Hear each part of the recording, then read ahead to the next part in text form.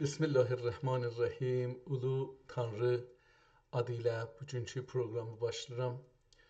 393-cü proqram Güney Beyin Mühəndisliyinə qarşı Türkçə əski kitablar proqramından 393-cü proqramı Allahın adı və yadı ilə başlayırıq. Görək ki, hangi kitablar bu günləri əlyazma kitablar, qədimi kitablar və türkçə kitablar, hangi kitablar bu günləri şansımıza çıxacaqdır. Oxuyaq. Son günlərdə biraz ehmallıq edirəm. Əlbəttə ayrı işlərlə də başım qatışıq, çox vaxt qoyuram. Biraz da gözlərim zahirən xəstəlik tutubdur. O da səbəb olur ki, çox da şey eləyə bilmirəm. Yəni vaxt qoyamıram. Yəni bəzən biraz zor olur. Keçənki cələsədə bir iş gördük. Məncə çox mühüm idi. Mənim özümə mühüm idi. Özü də bir adam bir özün araşdırmacı kimi görəndə çox yaxşı olur. Yəni bir ayrı ləzzəti var ki, 3 dənə nüsxə Dədə Qorquddan, bir Vatikan nüsxəsi, bir Dresden nüsxəsi, bir də Günbəd nüsxəsini Türkmən Səhradan bir-birinin dibinə qoyduq. Kağızların, xətlərin, yazıların və nə qədər səhvə düşüb, birində nə qədər səhvələri var, nə qədər səhvələri yoxdur. Bunları gördük. Ən çəkici nöqtə bu idi ki, Vatikan nüsxəsinin əvvəlindən 115 səhvə ən azından düşübdür və biz onu səhvənin başında Vatikan özü nömrə qoyduğun üzündən deyirik ki, bu düşübdür. Çünki latincə nömrə qoyubdur səhvənin başına. Oradan bilirik ki, bunun əvvəlin özləri salıblar, ya əksini salmayıblar, istəməyiblər ki, biz onu görək. Hər halda çox cəlib bir, mənim özümə gözəl təcrübə idi. Dillərinin o ləhcələrə yansıması. Yəni, hər bir nüsxə bir bölgədə yazıldığı üçün o bölgənin dil özəlliklərini daşıyır. Bu da mənim o teorimə yaxşı bir şey verir, dayanaq verir ki, Türk dilinin ədəbi və yazılma dili o zamanın və məkanın harda yazılır və hangi zamanda yazılır, oranın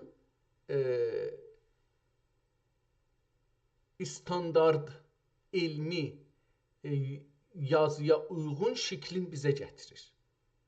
Və biz bilirik ki, məsələn,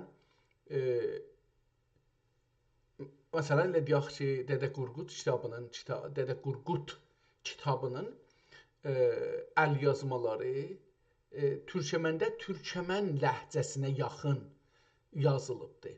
Məsələn, Azərbaycanda Azərbaycana yaxın, yəni Səfəvi dövründə, məsələn, Səfəvi torpaqlarında yaşayan şeydə yazılıbdır.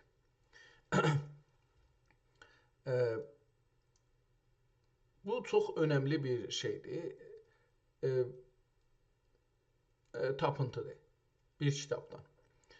Əlbəttə kitabın tarixin, yəni bu hekayələr nağılın əvvəlində deyir ki, Həzrəti Məhəmmədin zamanına yaxın zamanda yaşırmış Ada Qorqud. Yəni belə bir barmaq basır onun üstünə ki, yəni bu kitab o zamanlarda bu Ata Qorqudun, Dədə Qorqudun sözləri o zamana aiddir. Amma bu nüsxələri hududən 550 ilə 600 ilin içində deyir ki, yazılmış nüsxələrdir.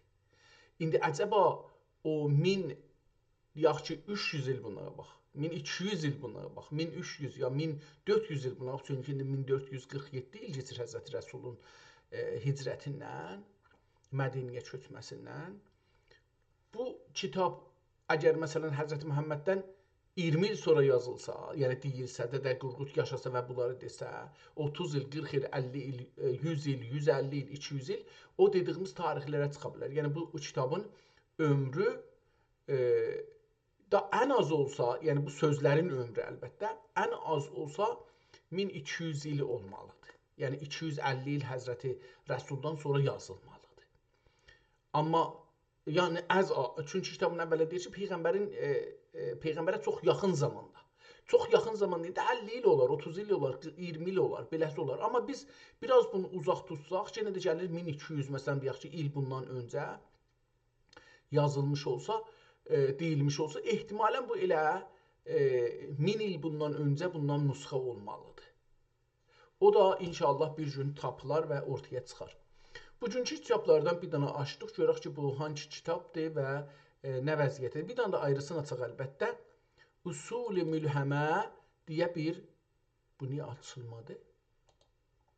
Bunun formatı fərqlidir.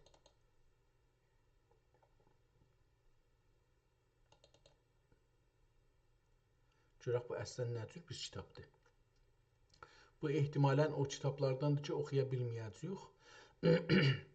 Çünki bunun formatı çox fərqlidir. Hələ feylən özü bunu işləsin, bunun üstünə çalışsın, görək nə olur.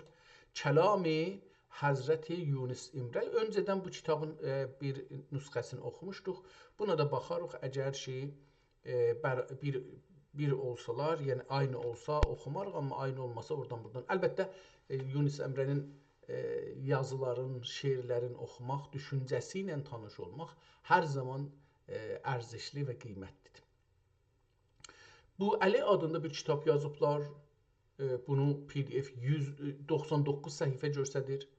Bu 99 səhifə əcəba tüm səhifələrdə yox. Bu bir səhifə əvvəldən ehtimalən bir neçə səhifə axirdən bir səhifə göstərilir PDF-də.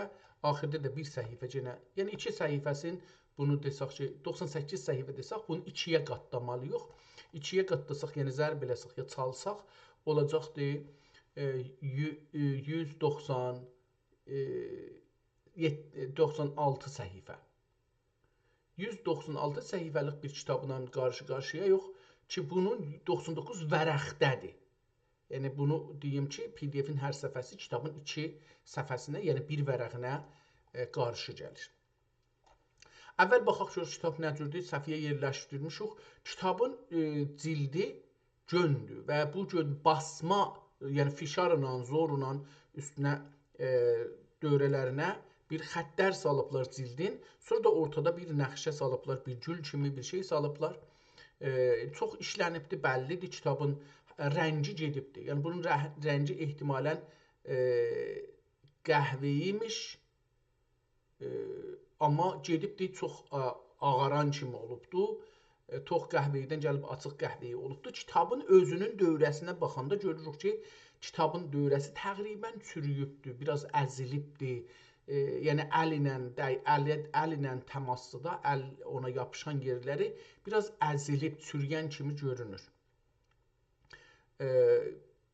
Gedək içinə baxanda görürük ki, kitabın şirazəsi, o yer ki, kitab toxunur səfələr, oranın cildə yapışan yeri cırılıbdır. Kitabın içinə su getməni kamil görürük. Cildin üstünə, cildə yapışan kağız ki, məmulən kitabın önəmli yeridir. Çünki kitabın tikilən yerin yapışdırır, saxlır cildinə bir yerə, cildidən ayırmasın deyə. İndi bu da burada cırılıbdır. Kitabın o kağız kamilən şey olubdur.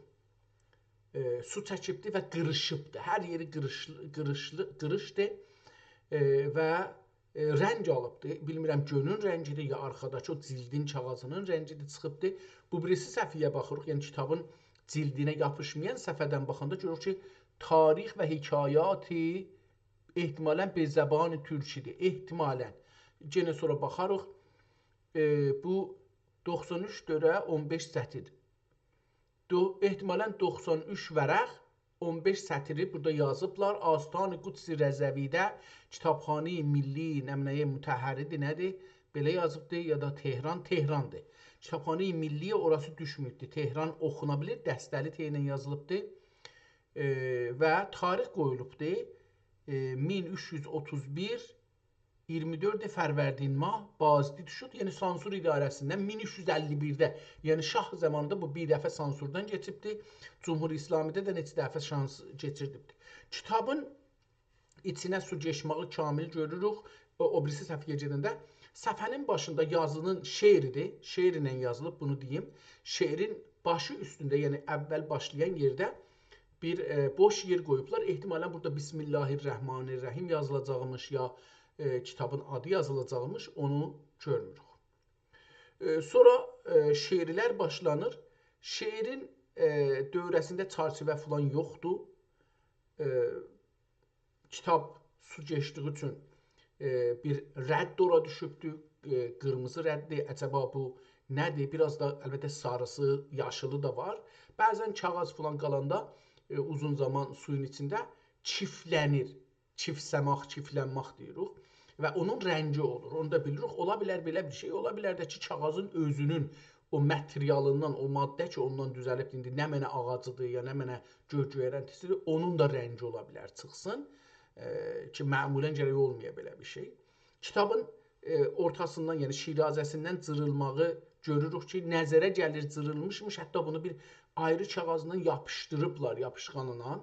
Qıraq tərəfdən də, yəni o vərəqin üç tərəfindən ki, əlimizi tuturuq, çeviririk, oradan da bir cırılıb, yenə də bir ayrı kağızla onu yapışdırıblar. Bunu görürük. İkinci səhifəyə baxanda görürük ki, şeirlərin arasında kitabın deyək ki, üç tərəfində, başda, eşik tərəfində və aşağı tərəfində bir az yer qoyublar. Ehtimalən birinin nəzəri olsa yazsın. Bunu bu iki səhifədə görürük. Və şeirlərin misrələr, yəni bir beyt, bir xətt deyək, bir sətildir. Ortada bir ara qoyurlar açıqcan ki, bu misrələri bir-birindən ayırsın. Ora durmaq yeridir və anlamaq yeridir. İkinci səhifədə oranın arasında bir 5 kimi, ya qəlb kimi bir şey qoyubdur. Yəni o həm ayrılsın, həm də bəlli olsun ki, bu məsələn burada aradır. Sonra orta yazını görürük ki, farsca yenə də yazıb, dərs sözündən istifadə edib də əvvəli cümlənin əvvəlində, axırında olsaydı türkcə olardı.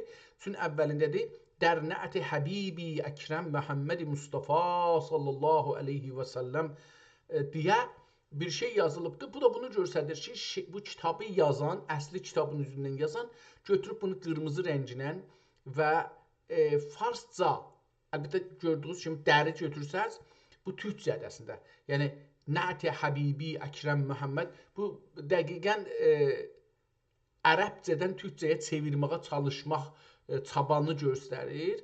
Amma əvvəllə bir dər qoyduğu üçün bu farsca görsənir ki, o nəssaq ya yazan desin ki, bunu mən yazıram, bunu şair yazmayıb. O birisi səhifədə də yenə beytlərin arasında o şeyi görürük.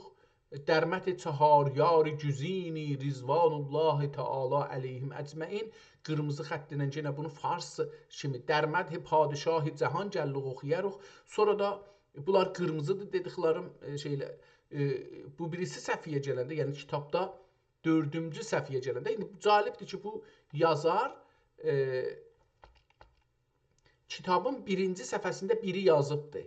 İkinci səhifəsində yazmayıb, üçüncü səhifədəki vərəqlarda deyək. Hər vərəqda sol B tərəfində nömrə qoyubdur başda ki, biz bilək bu nədir.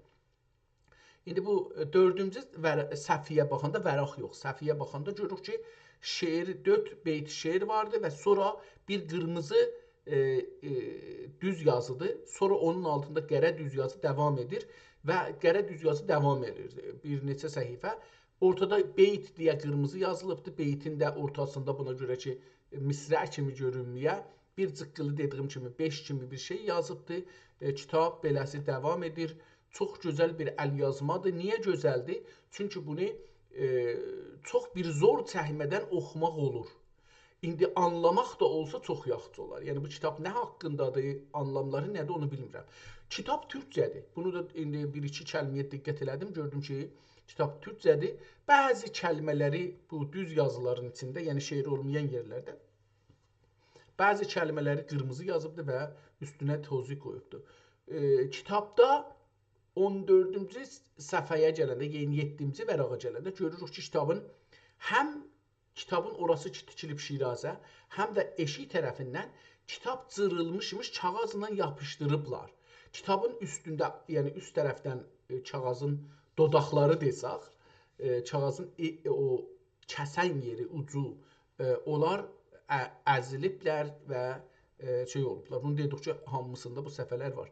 Kitabın xoşbəxtliklə əvvəllərdə çox su var idi, amma xoşbəxtliklə ortada, yəni əvvəldə su olması çox xoşbəxtlik deyil, amma bir neçə səhifə gələndən sonra kitabın ortasında o su görsənmir, o cəy görsənmir və qıraqda bir az görsənir. O da o birisi səhifələrdə getdikcə azalır. Kitabın ortasından, baş tərəfdən özəlliklə, ortasından Şirazədən cırıq vardı. İndi üstdə həm buna hindi əlif şey deyirlər, hindi 1, 2, 3, 4, 5 yazırıq İranda bizə öyrədirlər. O hindi adı ilə məşhurdur və ondan nömrə qoyubdu səhifələrə. Məsələn 3-ün 3 dənə dəndanəsi var, 4-ün belə bir ağzı var və sonra gəlir aşağıya. Aşağıda səhifənin vərağın sol tərəfinin ya B tərəfinin aşağıda qutaran yerdəki o bir səhifəyə gedəcəkdir cümlə. Orada onun altında aşağıda sonki səhifədə nə yazılacaqdır, sonki vəraqda əvvəlin kəlmə nə ilə yazılacaq onu göstərir. Cəlibdir ki, istəyirdim deyəm ki, burada yazıb bir güşəsində, görün burada da yazıbdır, burada biraz ayrı-ayrı yazıbdır, onu fəqət gördüm ki, yazıbdır, amma biraz fərqli imlə ilə, bu tərəfindən o tərəfinin imlasının fərqi var. Güşəsində burada vavla yazıbdır və şıdan sonra he qoyubdur. Bu birisində vavla yazıb şıdan sonra he qoyub. Burada yəni aşağıda qoymayıbdır he, bu üstə he qoyub və sindən ayırıbdır. Kitab gözəl qalıbdır, rahatca oxumaq olar. Bəzi yerdə kəlmələr onun tərsinə ki, hər yerdə cümlələrin, sətirlərin arasında ara çoxdur. Kəlmələrin arasında az da olsa bir ara var. Adam bunları bir-birindən ayırd eləmək çox da zora düşməz. Əlbəttə, o cür də deyil ki, rahatca şey eləyək. Məsələn, burada iqdam qiləcək Əbulharis. Məsələn, bunlar bir-birinin içindədir. Yəni, bir-birinə yapışıq kimi, eyni bir kəlmə kimidir. Əslində beləsi. Dəxi dəhanın güşad edib, məsələn, bunu beləsi oxumasaydım, uzatmasaydım, nəzərimə gəldi ki, nəcür oxuyacağım bunu, nəcür oxuyacağım. Ona görə bir kəlmə görürüm. Məsələn, dəhanın, dəxi dəhanın güşad edib, buradan bir kəlmə kimi görsənir. Onları özümüz oxuyanda ayırmalıyıq bir-birindən. Kəndi, məsələn, burada indi bir kəlməni görürəm, çox cəlibdir. Məsələn, Əbulharis kəndi qatinə olacaq ehtimalən. Məsələn, mən bunu oxuyurdum ki, kəndi vəfatinədir, nədir? Sonra gördüm, kənd vəfatinədir. Sonra gördüm ki, yox, kəndi vəfatinə dəvət qıldı deyə belə bir şey. Bəzi kəlmələr də daha çox qatışıq yazılıbdır. Məsələn, burada dəllac və kimi gülxənd çidərə nədir bu? Bilmirəm nədir. Yəni, ehtimalən 1, 2, 3 dana kəlmə bir-birinə yapışıbdır. Ehtimalən beləsi olacaqdır. Amma əgər gəlsək bu səhifəyə yetişsək, baxarıq görürük ki, nə cürdür. Kitabın üst-üstə oxunması çox rahatdır. Kitabda 17-18-ci vərağa gələndə bu 17-18-ci səhifədə əl yazı dəyişir. Yəni, burada biraz kəlmələri uzaldır yazılır. Əlifbanı biraz uzaldır. Məsələn, alar daha uzun yazılır, çılar daha uzun yazılır, lamlar daha uzun yazılır. Bu birisində bu biraz kiçik yazılırdı. O fərqi görürük. Oradan sonra birisi başlayır. Biraz da əlbəttə Midadın rənginə bağlıdır. Burada Midadın rəngi daha tox olur. Yəni, o yazı, o qələm ki vardı. Ehtimalən bu mənə Midad niyə gəlir, niyə zehnimdə Midad gəldi, onu bilmədim. Əl yazıdır, mənə nədənsə bu Midad gəlir. Midad da olsa bu 250 ilin içində yazılmaq bir şeydir. Hər halda bu neçimci səhifə olacaqdır? Kitabda nədir oldu? Gəliq 61-ci səhifəyə gəldik, yetişdik. Nədir gəldik bura bilmirəm. Acaba kitab bir yerdə cırıldı mı?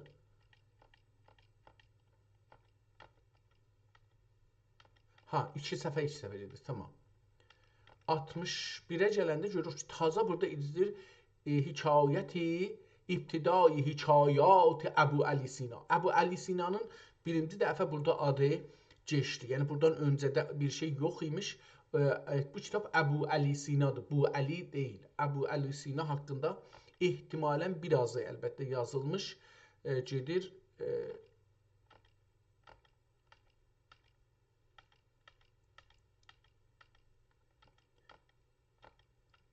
Kitabın burada bir möhür kimi görsənir 99-cu səhifədə. Bir möhür kimi görsənir. Əcəba nə deməkdir? Onu bilmirəm. Amma mənə nədənsə bu midat gəlir, amma midat da bu yoğunluqda ucu olmaz normalda.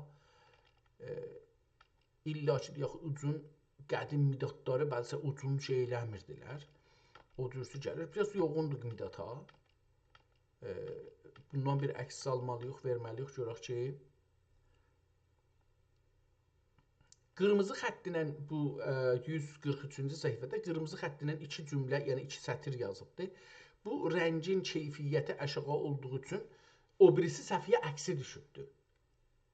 Yəni rəngi desaq beləsi düşübdür. Bir də 144-cü səhifədə kitabın PDF-də olur 74-cü səhifə. Burada birinci sətri başdan ayağa, yəni sətrin hamısının üstünə 2-3 dəfə xətt çəkibdir ki, yəni bu qələtdir və aşağıda, yəni 143-cü səhifənin aşağısında o birisi səhifə nə ilə başlayır, hangi kəlmə ilə başlayır, o qərələdiyi sətir yox, ikinci sətirdə olanla davam edir. O da bəllidir, kitabı sonra oxuyubdur, görüb ki, bura iştibahdır, ya da bu sətri yazandan sonra görüb iştibah yazıbdır, onu qoyubdur. Sonra bu kitabı, yəni sonki gələn səfədə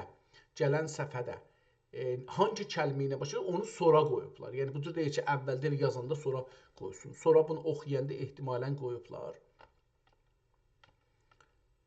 Kitabın ortasına Şiraziyə çox su gəlibdir. Onun üçün də çox da gəlməsə, amma görsənir ki, orada hala bu kitabın ortasında xəsarət vurubdur. Çox da deyil, kitaba çox əziyyət vermir, amma görsənir.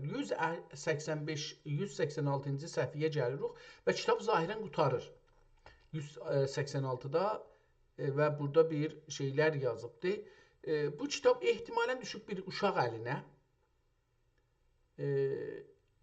Bəlkə də bunu çevirsək, bəlkə də ingilisi zat təmrin edilmiş bu kitabın sahibi. Bu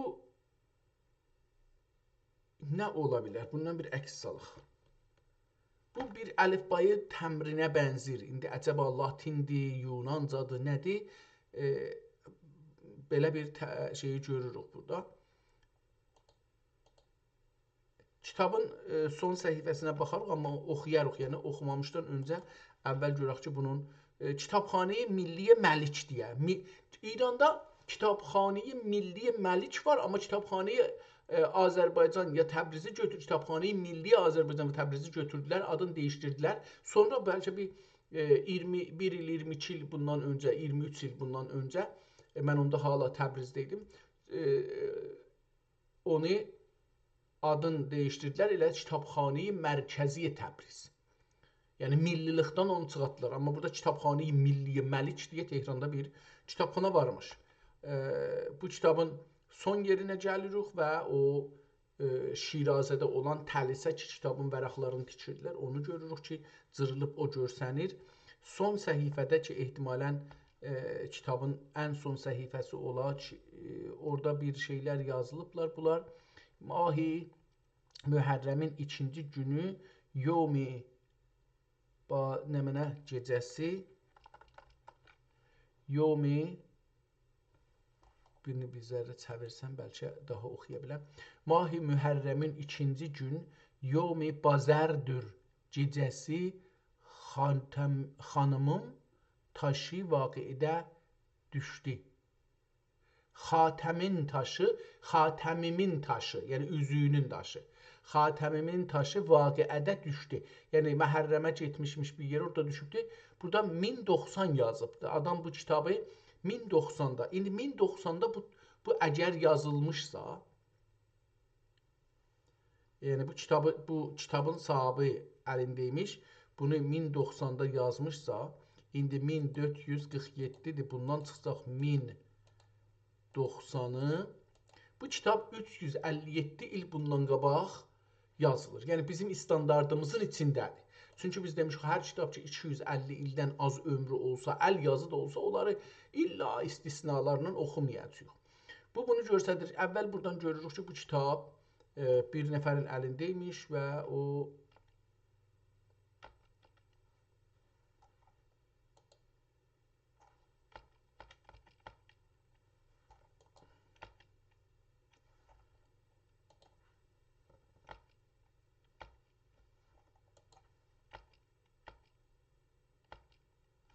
tamam, bir dənə də çevirsək kitab düz olar.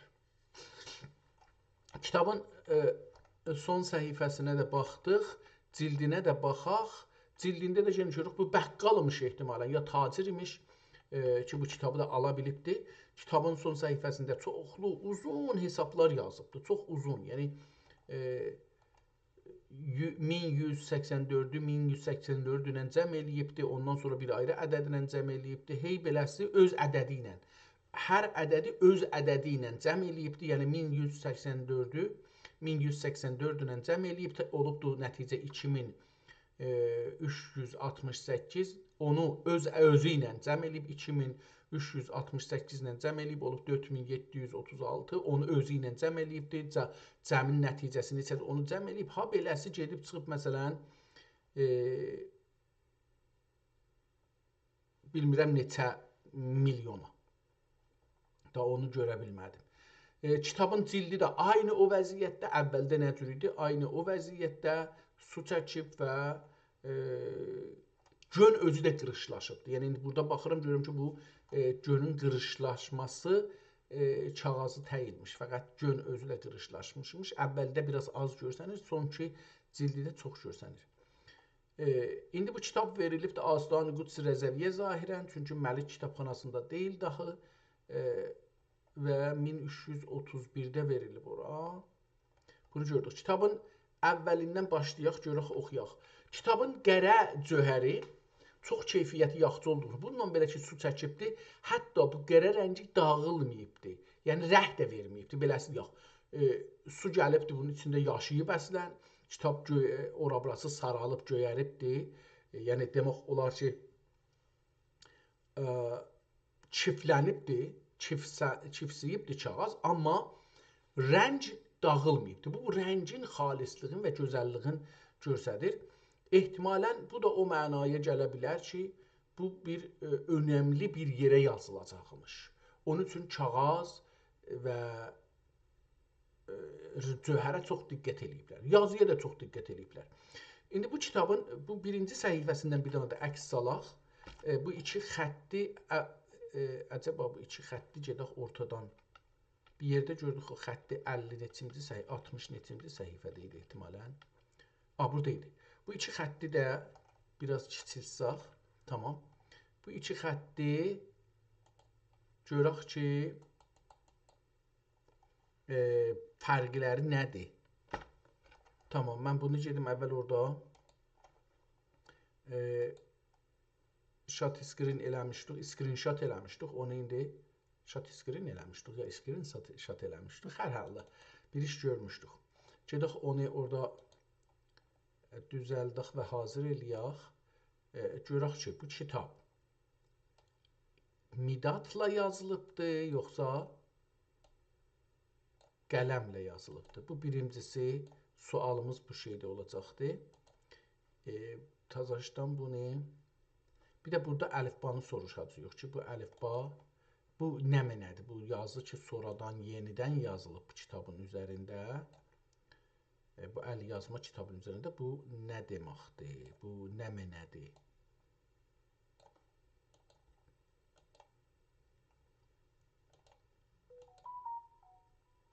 Tamam, bunu bağladıq. İndi gedək ChatGPT-yə. Yox, ChatGPT-yə getmədik. Gedək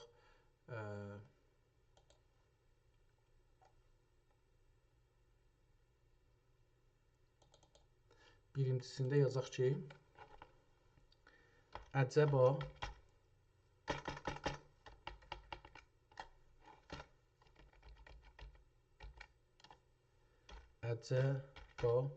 bu iki səhifədə yazılan aynı el yazmadır. Bu bir. İkincisi nədir? Bu getdi ora. Bir də buna əgər icazə verirsə bir şey soruşacaqdım. Cavaba getdi. Bu getdi, bu niyə gəlir farsça yazdı? Görürsüz gedir bu şeyə getməyi. Dəlil budur ki, gedir oradan bizə gətirir. Farsça yazdın. Mənim sorum isə türkçədir. Tazarşdan gəlişdən bunun o şeylərinə baxam görəm ki, nə yazır. Bağışlayın, haqsızsınız. Sorunuz və türkçə soruşdunuz və mən gərək o dildə cavab verəydim. Bəli, bu iki səhifə eyni əl yazmadır və bir-birinin ardıca gəlir. Bu iddianı sübut etmək üçün bir neçə aydın nişanə var. Rəddi kəlam, tədarük. Sağ səhifənin ən aşağısında kadrın xaricində tək bir kəlmə yazılıb, heyran. Bu kəlmə sol səhifənin ən başındakı ilk kəlmədir. Qədim əl yazmalarda səhifələrin, yox, bundan təşxis vermək olmaz. Çünki dedik, qələm fərqlidir. Ola bilər ki, o dəlil deyil. Yəni, bunu çıxaq buradan. Xətt səbki. Hər iki səhifədəki xətt nəstəlik qırması ya da oxunaqlı bir təhriri xəttdir. Tamam, bura okey oldu. Yəni, burası bizə indi deyir ki, bu hər iki səhifədəki xətt eyni xəttdir. Ya nəstəlikdir, ya da bir təhriri xəttdir, adın qoyur.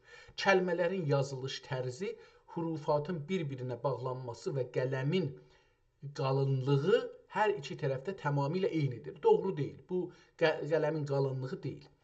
Kağızın vəziyyəti, hər iki səhifənin qurumuş ləkələri, su ləkələri və çinarlarındakı köhnəlik nişanələri bir-birini tamamlayır. Dil və məzmun. Hər iki səhifənin dili əski türkcədir, Osmanlı Azərbaycan klassik nəsri və məzmun baxımından da bir hekayənin ya da sufiyanə bir bəhsin davamıdır. İndi tamam, burada biz soruşacağıq ki, əcəba qələm və cühər ilə yazılıb, yoxsa midad ilə yazılmışdır. Görək ki, bunun haqqında nə deyir? Bu görüntüyə diqqətlə baxsaq, mətn paltar ya da midad ilə yox. Paltar nə deməkdir? Midad ilə yox, qələm və cühər ilə yazılmışdır. Bunu neçə əsas dəlil ilə isbat etmək olur. Bu çox önəmlidir. Biz bu fərqlərin bilək. Qələmin izi. Qələm təraşı, qələmin ucu normalda bıçaqla ya bir cərrahlıq bıçağı kimi bir tiz bir şeylə, kəsər bir şeylə düz kəsilməlidir. Hərflərin başlanğıc və bitiş nöqtələrində qələmin ucunun, qələm ney qələminin yaratdığı incə qalın cizgilər aydın görünür. Bunu gedək biz də baxaq. Görək ki, şəkillərdə burada üstdə idi. Şəkili vuraq, baxaq.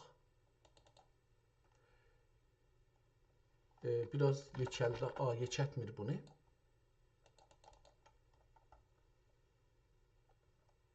Məsələn, bir fəs, şahük, nəfərdə. Qələmin düz deyir, ucu gələndə, əlbəttə midadda da bu işi görürlər. Görmüşəm mən bunu ki, məsələn, Y yazanda, Y-nin ucu ki, belə axırda biraz çox nazik yazılır. Qələmdə də olur, midadda da bunu eləyə bilirlər. Birinci dəlil budur, onu gördük burada. Bu niyə beləsi oldu?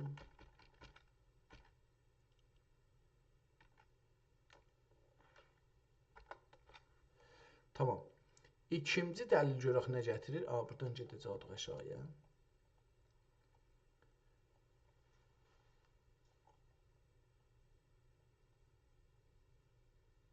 Qələmin izi. Dedik ki, məxsusən lam, kaf və Y kimi hərflərin quyruqlarında qələmin kəsik ucunun etkisi tam bilinir. Mən də bu üçdaniyə baxdım əslində. Cöhərin nüfuz və rəngi. Yazıdakı qaranın tonları, ton yəni rəngin tox, açıq olması, tonları və bəzi yerlərdə cöhərin kağızın canına sızıb yayılması midadın əksinə olaraq, yəni qələmdə hər halda biraz su kimi vardı da, o gedir içəriyə, batır kağızın canına, onu istir deyə. Cöhərin maye olduğunu göstərir. Midad yazısı daha mat və səthi olar. Yəni üzdə qalır da, üstdə bir şey yapışır kağıza, getmir kağızın içinə. Halbuki burada cöhərin parlaqlığı və dərinliyi seçilir. Tamam, bu gözəl bir şeydir. Tədarük kəlməsi. Sağ səhifənin aşağısında heyran kəlməsinə baxsanız, qələmin daha incə ucu ilə və tez yazıldığı görünür ki, bu da katiblərin ümumi şivəsidir. Xülasə, bu əsər bir klassik əlyazma olaraq rəval üzrə qəmiş qələm və düzümlü qara cöhər ilə kitabət olunmuşdur. Midad ilə bu cür uzun və nizamlı bir mətn yazılmazdı. Tamam, bu gözəl. İndi ikinci şəkili tapdıq, onu qoyaq, görək ki, bunun haqqında nə deyir?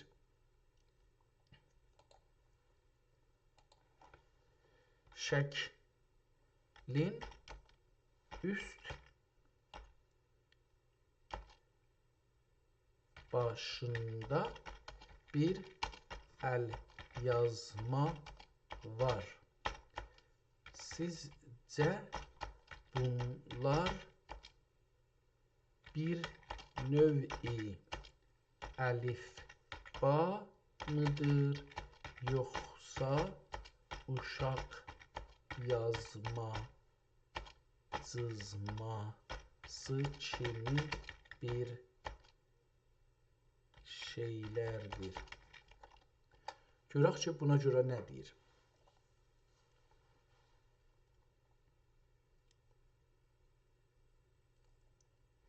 Bu görüntüyə diqqətlə baxsaq, səhifənin üst hissəsindəki yazılar adi bir uşaq yazma cızması deyil. Bunlar böyük ehtimalla tilismlər, verdilər ya da rumuzlu yazılarla bağlıdır. Bu cür yazıların bir neçə özəlliyi var ki, onları adi əlifbadan ayırır. Sembolik tikrarlar. Bəzi hərflər və şəkillər, məsələn, İngiliscə S ya M hələ bənzəyən formalar. Yəni deyir, bunlara S ya da M-ə bənzəyən formalar bəlli bir nizamla təkrar olunur. Bu, klasik cadu ya da tilism kitablarında Kimya-i Səadət ya da Əcaib-ül Məxluqat tipli əsərlərin haşiyəsində çox görünən bir şeydir. Siyaq ya da şifrəli əlifba. Qədimdə bəzi dərvişlər ya da sufilər öz özəl qeydlərini başqaları oxuya bilməsin deyə əbdəc yazıbdır. Əbdəc hesabına, əbcəd biz deyirik. Burada yazıb nədən isə əbdəc yazıb. Buna görə ki, dəyişdiriblər də. Onlar əbcədi də dəyişdiriblər ki, yəni o sufilər özlərinə görə əbdəc deyiblər.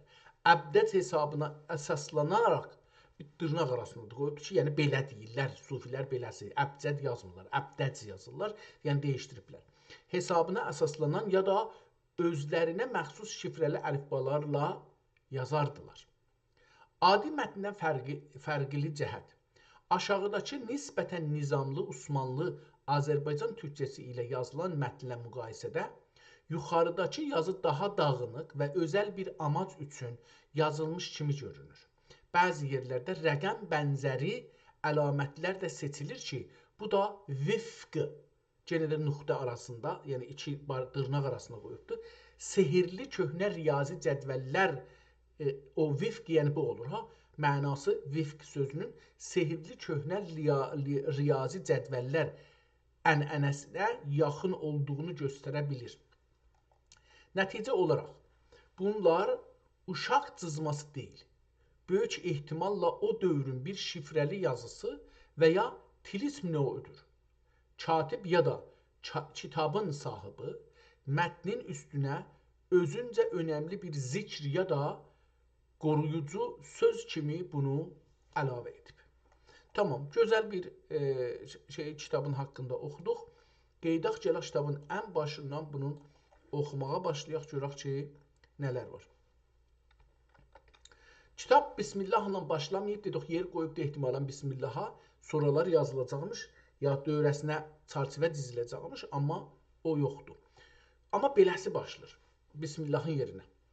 Xuda birdir, nəzir olmaz xudaya. Həm oldurur, həm ibtidaya. Həm o oldurur, həm ibtidaya. Çün ol. Burada o ibtidanın axir heyki vardı, ibtidaya. Onun axir heyki vardı. O hey çevirəndə belə namə heyinin axiriki vardı. O hey çevirəndə ucu qələm görsənir orada. Qələm yazısı, bunu geçərsəm, bəlkə daha rahat görünər. Dostlar ki, canlı baxırlar. Bu heyə burada baxsaz, bu heyin ucuna, burada qələmin əsərin görürük. Həm fırlananda ucu biraz qələmin tizdir, yəni aşağıdan ki, hey gələcək turlansın. Həm də belə üstə çəkəndə ki, heyi yapışdırmağa tərəf aparsın, onda o qələmin ucunun rənginin səpildiyi və azaraq rəngi olduğu görsənir. Yəni midat olsa o aynı şeyə görsənər. Biraz bəlkə fişar az olar orada, o qələm ilə ki yazırıq üstünə, bəlkə ona az zor verirlər, amma aynı olar. O zehnimə gəlir, təmrin eləmək lazımdır. Xuda birdir, nəziri olmaz xudaya. Nəzir olmaz xudaya, həm oldurur, həm ibtidaya. Çün oldurur, axərdə oldur. Görünən zahir-i batində oldur. Cahan ayinədir qılsan nizarə. Cahan ayinədir qılsan nizarə. Gönürü surəti haqq aşkarə. Şular kim bilmədi, kimdi ilahi. Gəzər dəryada teşnə, sanki mahi. Elə bir ki, balıqdır, suyun içində dolanır, amma susuz. Çox gözəl deyibdir, çox gözəl. Mən ol mahi gibi bir cəstucuyam, gəhi yollarda xakəm cahcuyam. Çox gözəl. Mən ol mahi kimi bir cüstücuyam, hoppulup düşənəm. Cüstücu əslində cüst hoppulmaqdır, cu da su axıb getməkdir. Cüstücuyam, yəni həm hoppulanam, həm də arx kimi axıram. Cüstücu indi gəlib farsıda ikisi birləşibdir, yapışıb bir-birinə. Olub cüstücü, yəni axtarmaq. Amma bu onu demir, yəni çox gözəl işlədirdi. Mən ol mahi kimi bir cüstücuyam, gəhi yollarda xakəm cahcuyam. Yolun içində dedim ki, arxı çox gözəl işlədibdir. Sərasər nurudur çün nurə mayə. Sərasər nurudur çün nurə mayə. Zehi əbləh ki istər nurə sayə. İstər nura saya olsun, kölgə olsun. Günəş oldur, gül oldur, sayə oldur. Allah'a deyir. Günəş oldur, gül kök oldur, sayə oldur. Ehtimalən günəş oldur, gün oldurdu. Ehtimalən günəşlə gün bir olduğu üçün mən bunu kök oxudum, amma nəzərimə düz gəlmədi. Günəş oldur, gün oldur, sayə oldur. Ehtimalən beləsi oxunacaq, amma kök kimi yazılıbdır. Günəş oldur, kök oldur, sayə oldur. Sərasər aləmə sərmayə oldur. Kök də ola bilər, kök də zoldur. Günəş, kök və kölgə bir-birinə gələ bilir.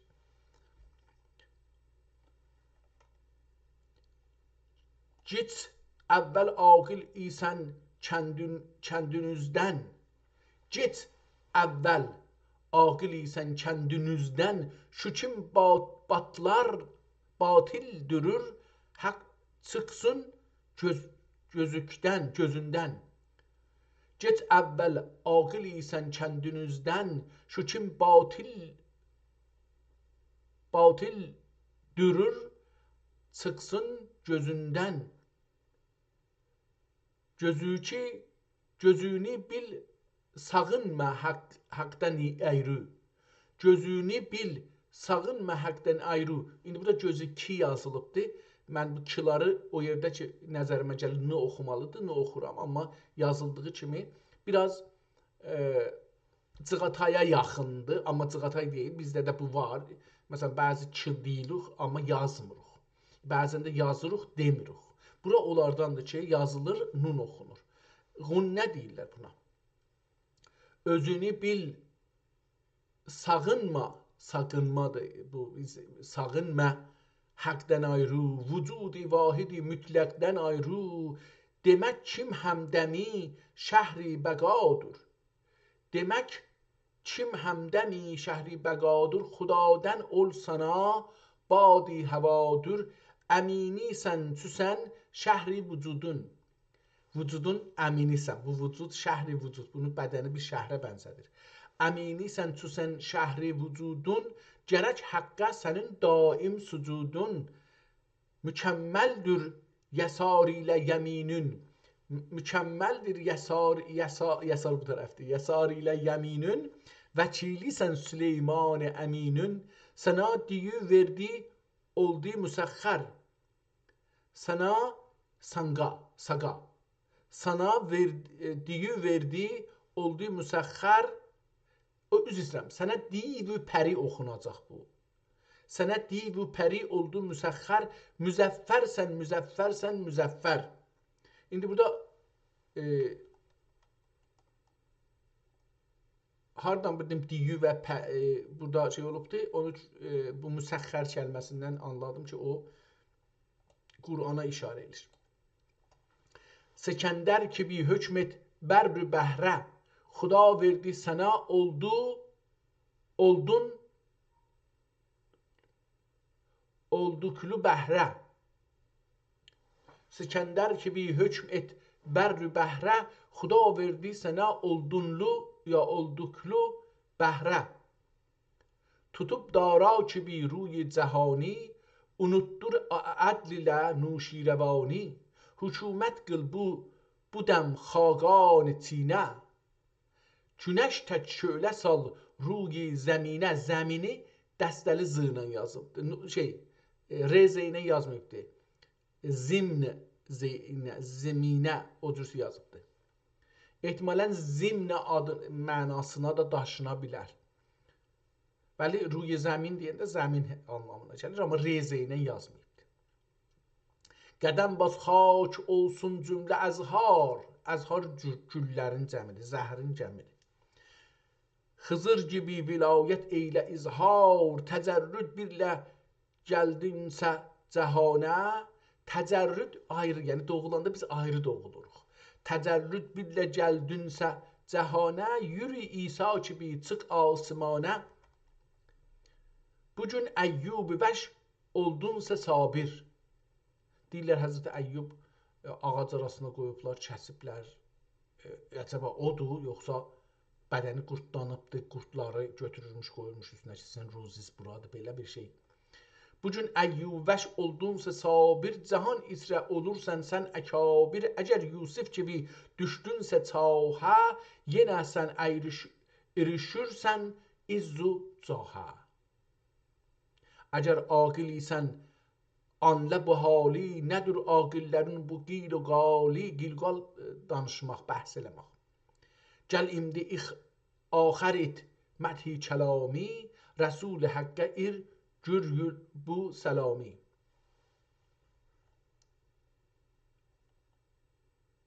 Ehtimal rəsul həqqə qur bu səlami ki ilə yazıbdır. Ehtimalən gör bu səlami olacaq, ehtimalən. Ondan sonra farsça istəyib yazır ki, dərnəti Həbibi Əkrəm, Həbibi Əkrəm Məhəmməd Mustafa sallallahu aleyhi və səlləm. Çün əvvəli namədə andıq xudayı. Çün əvvəli namədə aqdıq, andıq. Çün əvvəli namədə andıq xudayı, yəni yadımıza gətirdik, anmaq, xatırımıza gətirmək. Məsələn, bizim bir əzizimiz uzaqdadır. Xatırımıza gətiririk, yadımıza salırıq, o anmaqdır. Çün əvvəli namədə o andun xudayı, ikinci namədə an Mustafayı. Durudu sət həzaran olsun o zatə, zatı reze ilə yazıbdır. Əmin oldur cəmi-i möcüzatə, Rəsulidir xudayi bi zəvalün. Rəsulidir xudayi bi zəvalün, Həbibidir kərimi zülcəlalün. Cəhanə candır, canə cəhandır. Diqqət, cəhanə candır, canə cəhandır. Şərəf burcunda mühri asmandır. Burada mehr iki məniyə işlənir. Bir göydəki günəş, bir də möhr elə möhr anlamına işlənə bilər. Çu xəstə dillərin oldur təbibi. Yerəndürməz qırıb, yerəndürməz qərib olan qəribi. Ehtimalən yerəndürməz qırıb, qərib sözü ki vardı, ehtimalən o olacaq. Yerəndürməz qərib olan qəribi. Qərib olan qərib, yaxında olan qərib, bicanə. Çox gözəl işlədir bu sözü. Biz bəzən görürsünüz ki, bir evdə, bir famildə, bir ailədə yaşırıq, insan olaraq. Amma özəlliklə bu günlərdəki telefon hamının əlindədir. Bir-birimizə qərib kimi olmuşuq. Bununla belə ki, yaxınıq bir-birimizə, yəni bir evin içində, bir məhəllədə yaşırıq, bir şəhərdə yaşırıq, amma iki məmləkətdə pasport lazım olan kimi bir vəziyyətdə yaşırıq. Buna qəriblik oradadır. Qəriblik təhliqdə deyil. Adam ola bilər tək olsun, yəni geçsin bir uzaq yerdə tək yaşasın. Amma qəriblik hiss eləməsin. Çünki eləyə bilir insanlarla ilgi qura, danışa, deyə, gülə, anlaşa, anlaya. Amma əgər bir yerdə yaxında yaşayasan, amma bir-birini görməyəsən, danışmayasan, hətta deyim nə mənə alverə getməyəsən filan bəhman, yəni o adamlarla qəribsən və təksən. Bununla hətta dibində adam olsa, hətta uşağın olsa, xanımın olsa, dədən olsa, nənən olsa, bacın olsa, qardaşın olsa, xalan olsa, əmmən olsa, nə bilim, əmin olsa, dayın olsa, hər kəs olur olsun, yəni fərq eləməz. Ola bilər bir adam cəmin içində ən tək vəziyyəti yaşasın. Ən tək vəziyyəti yaşasın. Düşüncələrini deyə bilməsin, nigarançılıqlarını deyə bilməsin, sevincilərini deyə bilməsin. Tamamən sirri kimi yaşasın. Gəlgət olmasın. Mən bunu bir yaxında bir əzizimizlə, Kanadaya keçən bir əzizimizlə tanış oldum. Nəzərimə gəldi ki, o cür yaşır yəni. Çalışdıq, yaxınlaşa bilmədik. Məsələn, nəzərimə gəldi ki, bir çox adamdan qırılıbdır. Əcəba etimadsızlıqdır, qorxudur, bir növ utanqaçlıqdır, həyadır.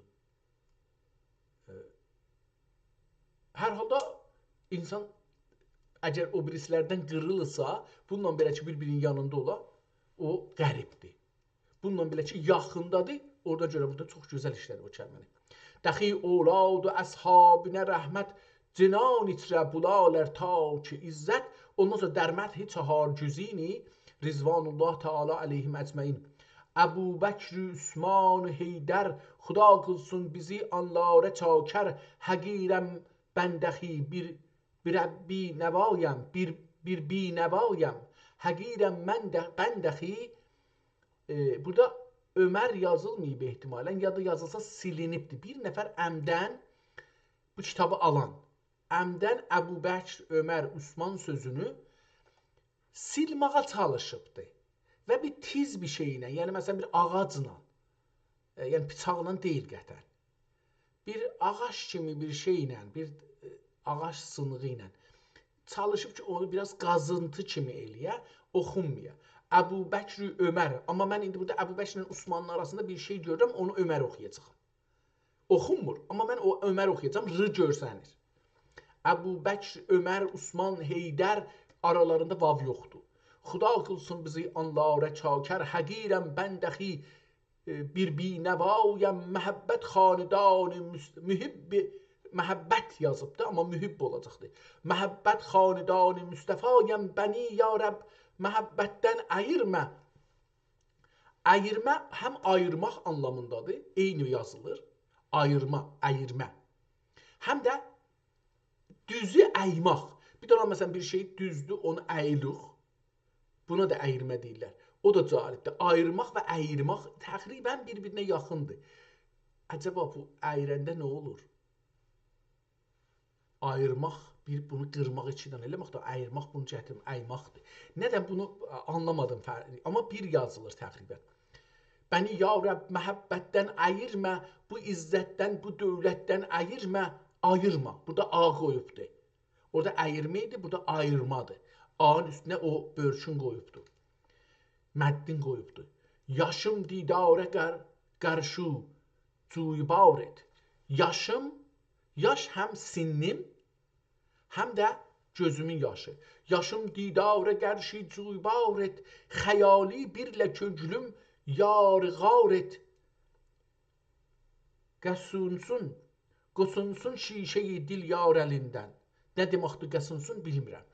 Qəsunsun qaf satla yazıbdır.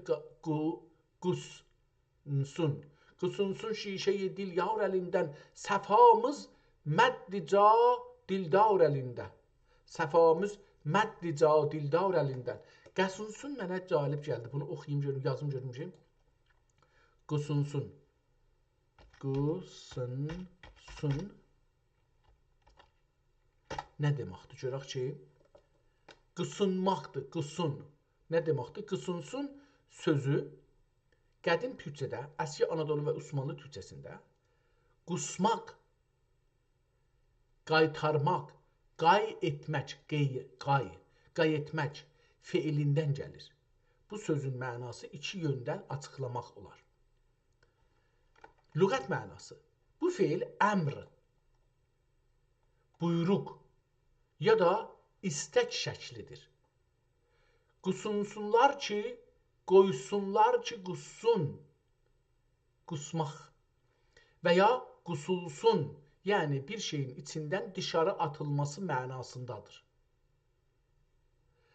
Əlyazmadakı ehtimali yer tibbi ya da tilism baxımından bu o deyil, getdi onun üstünə gedir. Göndərdiyiniz ikinci şəkildəki o mərmuz yazıların altında bu cür sözlər istifadə oluna bilir. Əski tip kitablarında da ya da tilismlərdə. Əgər mətn tibbidir, o deyil. Əgər mətn tilismdir, o da deyil. Tamam, bu elə qusmaq sözündən gəlsə bizə yetişər ki, amma mənisi nə olur? Qusunsun şişəyi dil yar əlindən. Şişəyi dil. Şişəyi dil. Ürəyimiz ki şüşədəndir, o qussun yarın əlindən. Səfamız məddica dildar əlindən. Ondan sonra padişah-ı cahan, görək bu padişah-ı cahan kimdir? Dər mədhi padişah-ı cahan. Əla ey bülbülü gülşən neşimən, süxənsazı ol, sözə bəşlə yenə sən. Süxənsaz ol, sözə bəşlə yenə sən. Çü vardır xatirəndə çox hikayət. Çü vardır xatirində çox hikayət, eşitdir aşiqanə bir rivayət. Ola ibrətamiz lətayif, əgər kim var isə səndə məarif. Alıb dəstünə kağəz ilə xamə, xamə qələmə deyilir, o ucu yontalanan və cöhərə batırıb yazan qələmin xamədir. Alıb dəstünə kağəz ilə xamə, yazarsan cəhd ilə bir yaxşı namə. Nam sözü namə olubdur, kitab anlamında deyil. Onun adına, bir nəfərin adına yazılan bir şeyə deyilir namə. Ola hər misrəində nöqtələr dərc, sözün cöhərlərin eyliyi xərc.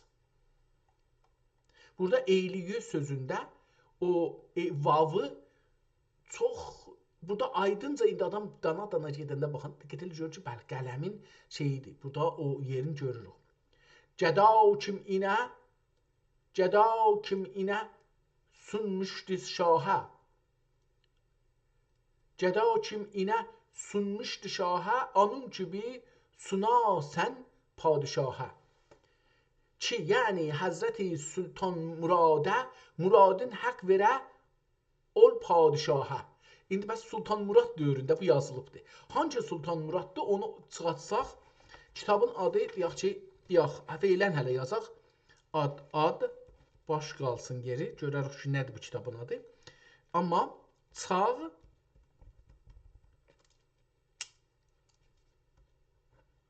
Sultan Murad.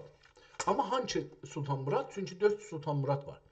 Bu əsrin oldurur şahı cəhani, ədalət təxtinin nuşirəvani. Budur çün namənin əvvəl kəlami, xudadən dilərüz olə tamami.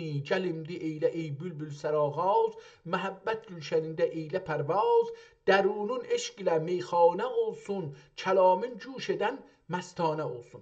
Əcəba ədalət adı ilə hansısı? Bunu soruşsaq, Osmanlı sultanlarından Murad adlıların hançısı ədalətlə ad salmış? Görək ki, bunlardan hansısının üstünə deyir. Osmanlı tarixində Murad adlı sultanlar arasında, xüsusən Sultan II. Murad, Fatih Sultan Məhəmmədin atası, daha çox ədalətli, deyintisiz şəxsiyyəti və həlim təbiətli olması ilə tanınır. Lakin ədalət və nizam qurmaq baxımından iki Muradın adı daha çox önə çıxır. İkinci Murad, Sultan Murad-ı Sani. O, Osmanlı tarixində vəli və xeyrixah bir padişah kimi yad edilir. Onun ədalətlə ad salmasının əsas səbəbləri bunlardır. Dərviş sifətlik. O, təxt tacı öz istəyi ilə oğluna tapşırıb, Sultan Məhəmməd Fatihin dədəsindən söz gedir, tapşırıb cüşəyə çəkilən nadir sultanlardan biridir. Bu, onun dünya malına və qüdrətə deyil, həqiqətə və ədalətə önəm verdiyini göstərir. Xalqlar rəfari nə deməkdir? Tarixi qaynaqlar onun rəğbətin haqqını qoruduğunu, rəiyyətin haqqını qoruduğunu və ölkədə böyük bir huzur dövrü yaratdığını yazırlar. Dördüncü Murad, o ikinci Muraddır, bu da dördüncü Murad. Dördüncü Murad, Sultan Murad Rabi, 4-cü Muradın ədaləti daha çox qatiiyyət və dövlət nəzmi üzərində idi. Onun dövründəki ədalət anlayışı biraz fərqli idi. İnzibat və əskər ədalət. Əskəri ədalət. Bu, əlbəttə, çox az yaşayıb. Fikirəm, 28 yaşında ölübdür, 11 yaşında, 12 yaşında şahlığa çıxıbdır, 24 yaşında Allahın rəhmətinə gedibdir. İnzibat və əskəri ədalət. O, ölkəni baş alıb gedən üsyanlardan, zorbalardan və rüşvətxarlardan təmizlədi. Qanun icrası. Onun dövründə kimsə qanunun üstünə çıxa bilmirdi. Lakin onun ədaləti çox sərt və qatı idi. Məşhur Murad Rabi siyasəti. O, dövlətin bəqası üçün ədaləti qəzəblə birləşdirmişdi. Nəticə, əgər ədalətin insani və əxlaqi üzünü axtarırsınızsa, 2-ci Murad yox. Əgər ədalətin qanun və hakimiyyət üzünü axtarırsınızsa, 4-cü Murad bu sahədə önəmli izlər qoymuşlar. Klasik Osmanlı ədəbiyyatında və tarixi mənbələrdə isə 2-ci Murad öz ismət və ədaləti ilə daha çox məth olunur. Tamam, indi bu burada qalsın. Gedək kitaba bir də qeydək o şeirə. Görək ki, burada nə dedi? Deyir ki, ola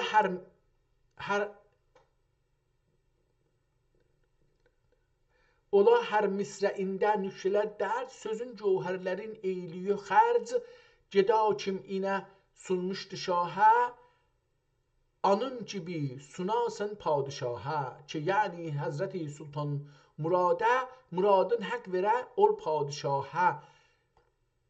Bu əsrin oldurur şahi cəhani, ədalət təxtinin nuşirəvani. Budur üçün namənin əvvəl kəlami. Burada çox da bilinmir. Ehtimalən ədalət təxtinin dediği üçün ehtimal verirəm ki, 4-cü sultan olacaq. Amma onun ömrü də az olduğu üçün onu gətirə bilmirik. Bu iki sultan muradların tarixlərin bir cədvəldə həmidə hicri ilə yazar mısın? Görək ki, nə deyir? Sultan Murad, sultanın adı, hakimiyyət illəri hicri qəməri, şöhrəti və özəlliyi. İkinci Murad 1441 burada şeyin yazıbdı, hakimiyyəti milladi, sonra hicri. 824, 848, 850, 855 illərdə hakim olubdu. Yəni bir dəfə istefa veribdi, 24-dən 48-ə can, yəni 24 il hökumət edibdi. Sonra istefa veribdi, kiçik oğlun 11 yaşında, 12 yaşında gətirib yerinə, ya 15 yaşında gətirib yerinə belə bir şey də. Yox, kiçik gətirib. Çünki Sultan Məhəmməd Fatih 19 yaşında Tazaşdan gəlir, ya 20 yaşında Tazaşdan, 21 yaşında Tazaşdan gəlir iş üstə. Ehtimalən 15 yaşında götürübdü. O 5 il orada 2 il iş üstə qalır. Sultan Məhəmməd uşaq 2 ildən sonra onu götürürlər. 850-dən yenə 855-ə gəlir iş üstə. Xeyrat atası deyə Əbülxeyr, burada əlbəttə yarımçılıq qalıbdır. Aha, beləsi gedəcək. Həlim, arif və ədalətli. 4-cü Murad 1032-də 39-a, 49-a, 1032-dən 49-a hökm eləyibdi. Yəni, əgər 30 olsaydı, 50 olsaydı, olardı 20 il, 17 il. Bağdad Fatihi sərt intizamlı və qatiiyyətli. Bunun, əlbəttə buna görə bir dizi də düzəldiblər bu sultana görə. Mən onun bir bölümünü görmüşəm, çoxunu görməmişəm. O görməlidir. Yəni, adam oradan bir şeylər öyrənər bu sultanların haqqında. Amma Sultan 1-ci Muradın haqqında, dədəsinin haqqında elə indi gedir Sultan, Fatihlər Sultanı adında bir dizi gedir.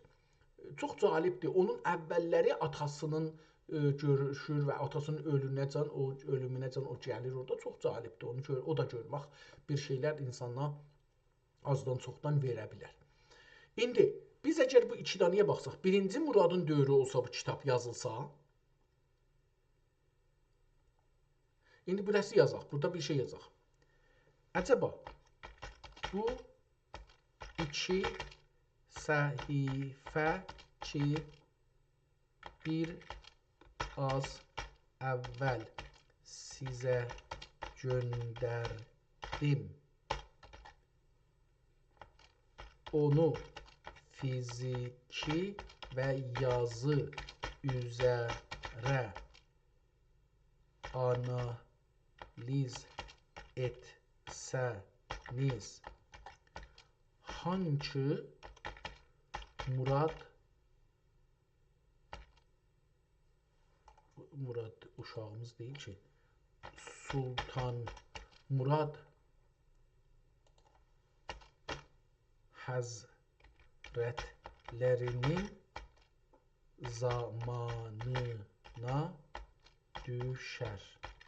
Görək ki, bunu nə deyir?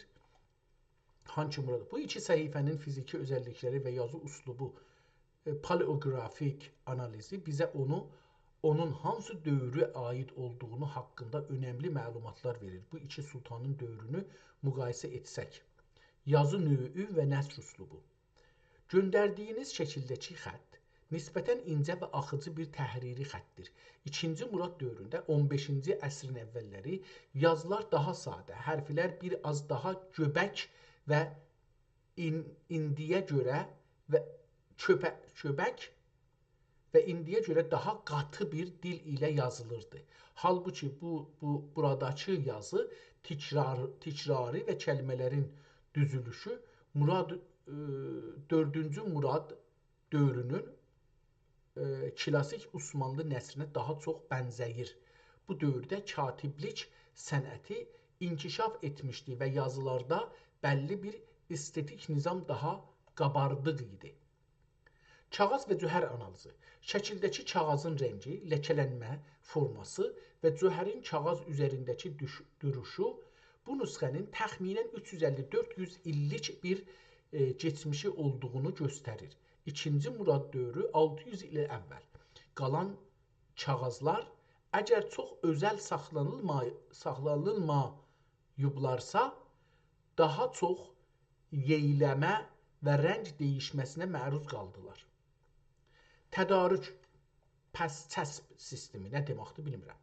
Səhifənin aşağısındakı kəlmənin təkrarı olması, sağda kəlməni yazıb solun əvvəlində gətirmək, klasik əlyazma ənənəsində 16-cı və 17-ci əsrlərdə ən gözəl və sistemli formasına çatmışdı.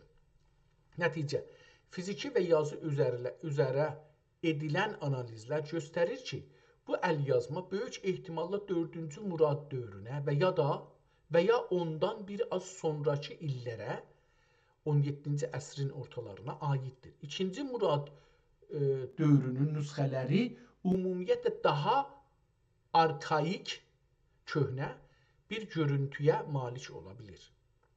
Buradakı mətn böyük ehtimalla bir əxlaqi sufiyyən. Tamam, bunlardan geçək. Bu dedi ki, 2-ci Murad, 4-cü Murad.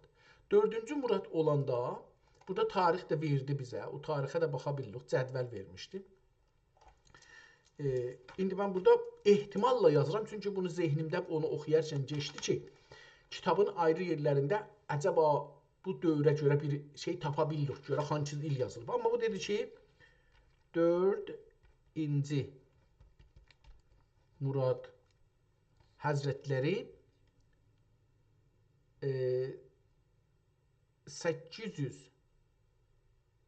842-ci və nədir o? Üzr istəyirəm. 1030, 70-ci Murad oxurdum ki, niyə bu da 2 dəfə olubdu?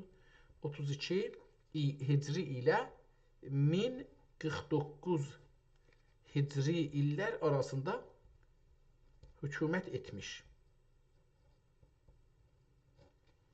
Tamam. Neçə il öncə olar, onu tapaq indi. Bu kitabın ömrünü buradan istiruq ki, hesablayaq. İndi 1447-ci il yox. Bundan çıxsaq, desək bu kitab, bu adamın bu 18 illik ömrünün şahlığının dövrəsində yazılıbdır. Ortada deyək, ya da axirlərdə deyək. Deyək ki, 1050-də yazılıb, 1040-da yazılıbdır. 1040-ı bu 1447-dən çıxsaq, bu şey oldu, iştibah vermişik burada bir şeyi, hətmən çox fərqli olur. 1447-ci il deyək, bundan çıxsaq 1040-ı 407 il öncə bu kitab yazılmış olar. Bu kitab 407 il öncə yazılmış ola bilər. Bunu gördük. Bu bizim üçün bu kitabın 1-ci Murad dövründə yazılmış olsa, onu da eləyə bildik ki, çıxadaq bu cədvəlin üzü ilə. 1-ci Muradın dövründə yazılmış olsa, o da 850, deyək ki, ən son zamanında yazsa, 850-də yazmış olsa, ya 855-də belə öləndə yazmış olsa, ya 1-ci dövrdə yazılsa ki, daha şeydir. Çünki nəzərimə gəlir 1-ci dövrdə olacaqdır. Çünki 1-ci dövr daha bu çox zamanı var və ədaləti yaymaq o dövrdədir. Amma bunu da yazaq da, bizə nə deyirlər, zərəri olmayacaq ki, yazaq ki,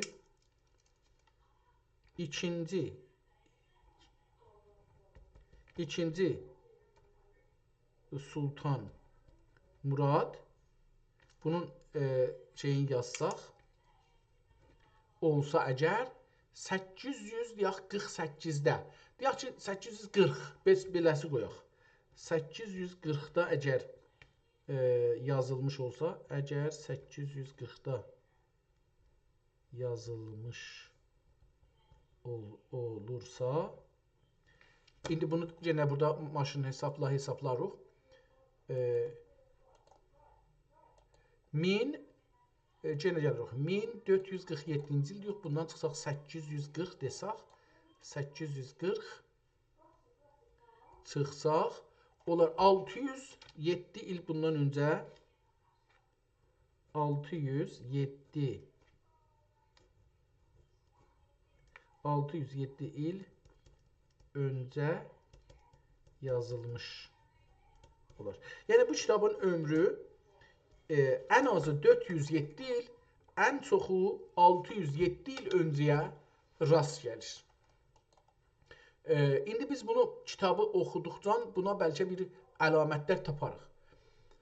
Gəldik, yetişdik, nəsrə getiririk. Bu hikayət əcibə və bu rivayət qəribə bir hikayədir ki, içində əğrəb-u qəraibdən bihədd و بیشمار tühfə və yadigar əyan bəyan olunmuşdur.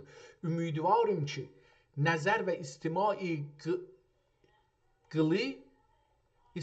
qilən Həzrəti Şəhriyar Əzimüşşən. İndi kimdir? Ehtimalən burada bir şey deyə. Ümidvarım ki, nəzər və istima qilən Həzrəti Şəhriyar Əzimüşşən təb-i şəriflərinə bihədd و بیqiyas surur hasıl olə və ünsür lətiflərinə la yəhiddu la yəhsa şadkam hasıl olə. Bu hikayəti bir... İndi bura tazaşdan o qırmızı yazını oxuduq. İndi getir qərə yazı ilə düz yazıya. Şeirdə əvvəldə oxuduq, getdik.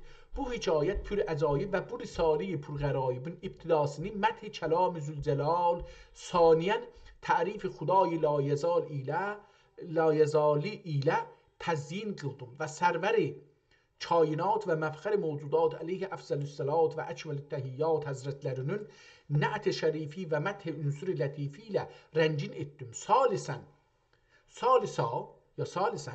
musahibani qafil salar ənbiya və müavinən din Muhammed Mustafa a'ni Həzrəti çaryar ba səfa Rizvanullah çaharyar deyil, hey yoxdur. Çaryar ba səfa Rizvanullah əleyhi məcməin həzrətlərinin. İndi burada bir şey gördük. Bu sətrin axirində səfə qutarır. Rıda qutuldu. Neynədir? Gəlir, bunu indi burada iki səfəndə görürük, çox gözəldir. Bu vərəqçi qurtardı, bunun əşasında, bu birisi səfənin nə ilə başlayacaq, onu yazdı. Bu əsrün. Burada üstü oxuduq ki, şeirin əvvəl əsrinə başladı. Amma indi vərəqin bu üzü oxuruq, A üzün. Bunun əşasında cümlə qutarır. Cümlə qutaranda kəlmə yarımçılıq qalır. Kəlməni o birisi səhifədə yazır. Yəni o birisi vəraqda gələn, vərağın söndürür, o üzündə kəlməni kamil yazır. İndi görək ki, əcəba o birisi səhifədə mərziyə, burada mərziyə ilə başlayır bu birisi vəraq. Əl-ibtidardən nədir? Belə bir şeydir. Yox, təkrar olmur. Yarımçılıq qalanda təkrar olur, fəqət onu gördük. Həzrətlərin mətü sənası ilə tərtib eylədin bədühü səbəbi hikayət, ağaz və təqrir rivayətə şuru edib kəlami dürər yarə barə nizam verdim. Qərincə qarışqa. Qərincə qədrincə demişlərdir. Çün mədayif və tərifat və vəqai hadisat tamam oldu. Şimdən sonra məqsud əsli olan Əbu Əli Sinanın tur və xuruci və təhsil qıldığı ulumi nə təriq ilə ələ gətirib və nə qədər zamanda hasil etdiyün əla qədrli imkan oxuyub yazdığımız və görüb eşitdiyimiz üzərə inşaallah Teala təqrir və təhrir edəlim. İmdi məlum ola ki, Əbu Əli Sinanın aləm ərvahidən əcsamə gəlməsini və nə miqdar zamanda təhsil ulum qilməsini və dar fənadən aləmi bəqaya rehlət etməsini bir ustad cəhan bu qət'i lətifdən dərc edib. Cəlibdir, diqqət buyursaq bu bir dana insanın aləm ərvahidən əcsamə gəlməsini və gəlməsi sözlüdür, gəlməsini bu günlərdə işlədirik, çox az işlənir, amma işlədir. Gəlməsini və nə miqdar zamanda təhsil ulum qilməsini və dar fənadən aləmi bəqaya rihlət etməsini ehtimalən bu cümləni əgər eləyə bilsək bir yerdə yazsaq, bunun üzü ilə bir zaman bəlli eləmək olar ki, bu cür bir cümlə hansı zamanda yazılırmış. Bunu mən biraz kiçiklədim və bunu burada yazdım. Görüm ki, nə olur.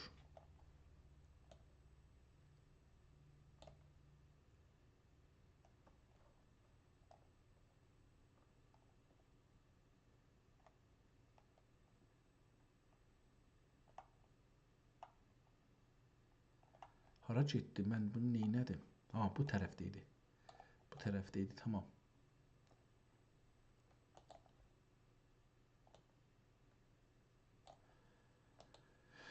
Tamam, dedi ki, bu cümləni yazsaq.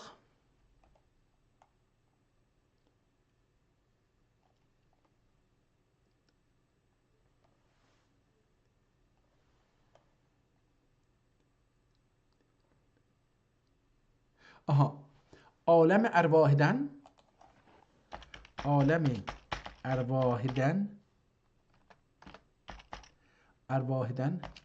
əcsamə gəlməsini və nə miqdari zamanda, mən zaman yazdım, zamandır, zamanda təhsil ulum qılməsini və dari fənadən aləm-i bəqaya rihlət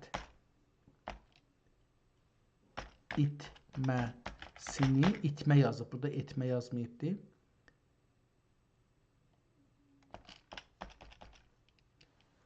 Etməsini və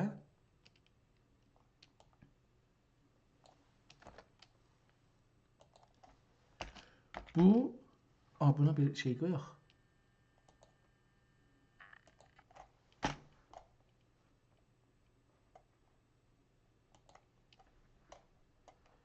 Biri burada olsun. Bu da.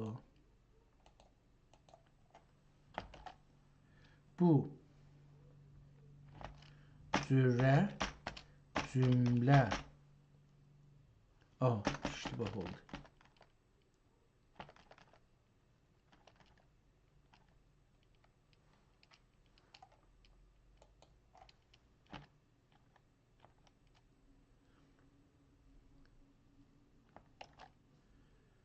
Bu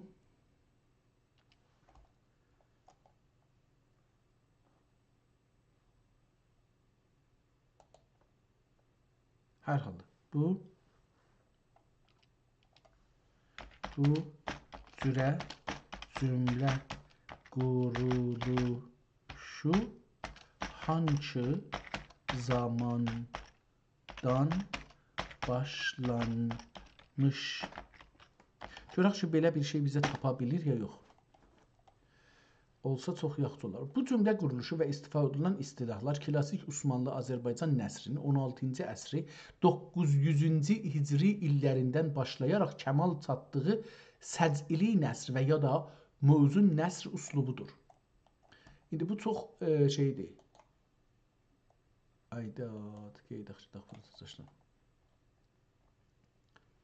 Bu cümlə quruluşu və istifadə olunan istilahlar klassik Osmanlı Azərbaycan nəsrinin 16-cı əsrdən 900-cü hicri əsr illərindən başlayaraq kəmala çatdığı səcili nəsr və ya da mövzun nəsr üslubudur.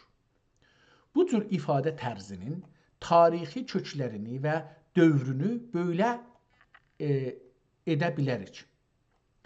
Dövrün bəllənməsi. Sizin yazdığınız cümlədəki tərkiblər aləmi ərvah, əcsam, təhsili, ulumi, dari, fəna, aləmi bəqa klasik əhdin avc nöqtəsidir. Bu üslub xüsusən 4-cü Murad dövründə 17-ci əsr tarix yazıçılığında və təzkirələrdə ən yaygın formaya çatmışdı.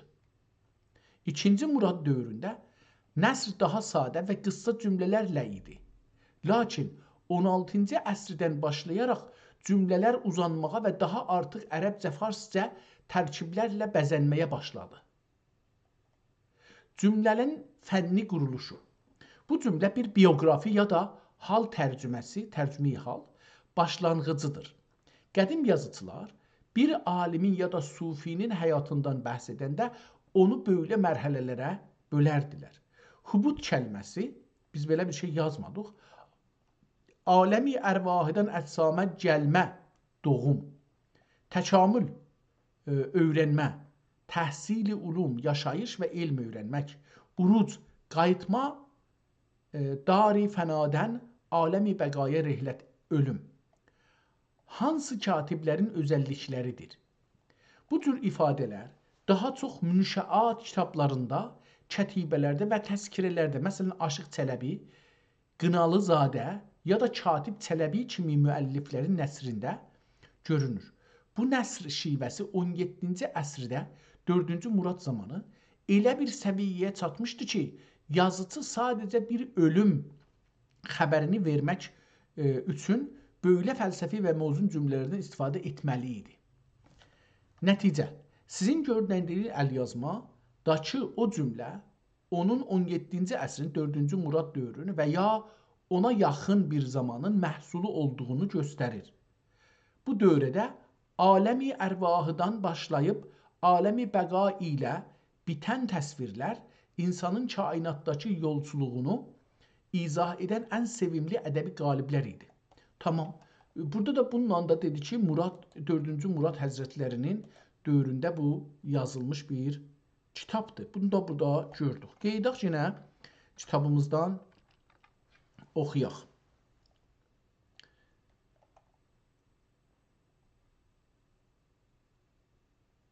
Pəs dedi ki, rehlər etməsini bir ustad-ı cahan bu qıt'i lədifədən dərc edib həyati və məmati və təhsil nüşti tarixini icad və işarət qılmışdır. Əl-Haq qəti rəngin və lətif tarix düşmüşdür. Bir dənə qət'ə yazır, oradan bəlli olacaq ki, Əbu Əli Sina hangi tarixdə şey olub. Qət'ə. Əfzəlun nas Əbu Əli Sinadur şəc'i imdaz ədəm bihi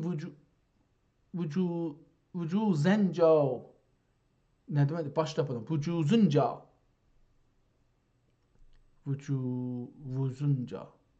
kəsb kün der cümlə aləm der kəsbdür cümlə aləmdür dəniz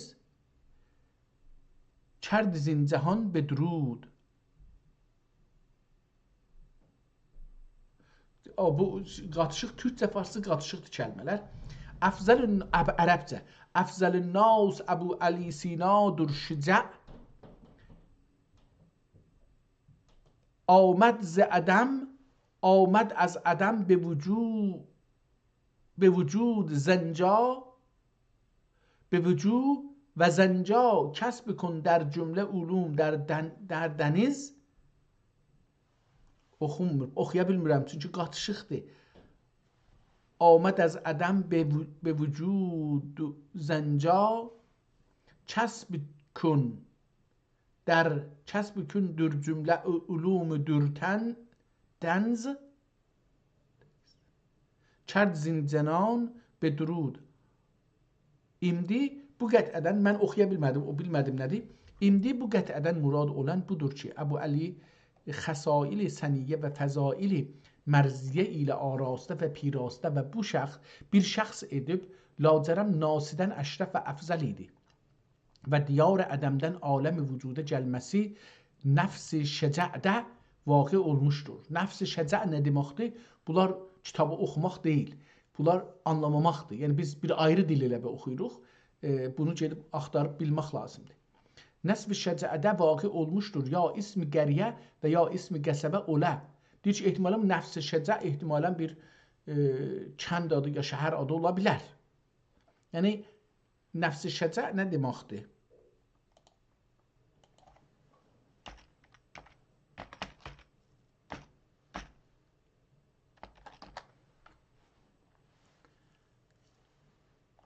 Nəfs-i şəcə ya səcili nəsr. Klasik ədəbiyyatımızda kəlamın qafiyəli, mövzun və axıcı olmasına deyilir. Sizin öncəki cümlənizdəki ərvahidən əcsamə, ulum qələmə və fənadən bəqaya kimi sözlər bir-biri ilə ahəng daşıyır ki, bu da yazının müsəccəl, o deyil, o anlamda deyil. Bu şəcədir, səcc deyil. Bunu değiştirək, bilsin ki, bizim istədiyimiz belə bir şeydir.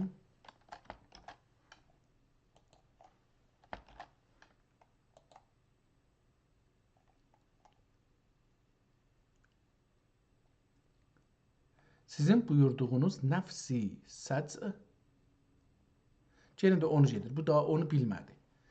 Bilmədiyi üçün də daha bizi yanlış yola göndərməyə çalışır, amma biz də o təliyə düşməyək da. Deyir ki, burada şeirdə bir Əfzəlün-Nas Əbu Əli Sinadur şəcə sözünü indi burada deyir ki, kəlmə-i nəfs-i şəcə o vaqe olmuşdur. Deyir ki, bu adam ihtimalən şəcə yerində doğmuş, nəfs-i şəcədə vaqe olmuşdur. Ya ismi qərəbə ya ismi qəsəbə olə. Hətta ləfz-i şəcə əbcəd hesabı üzərə 373-dür. Vəla viladətinə tarix vaqe olmuşdur. 370-dir. Şəcəin özü deyir ki, əbcədlə hesablayanda ləfz-i şəcə əbcəd hesabı üzərə 373-dür.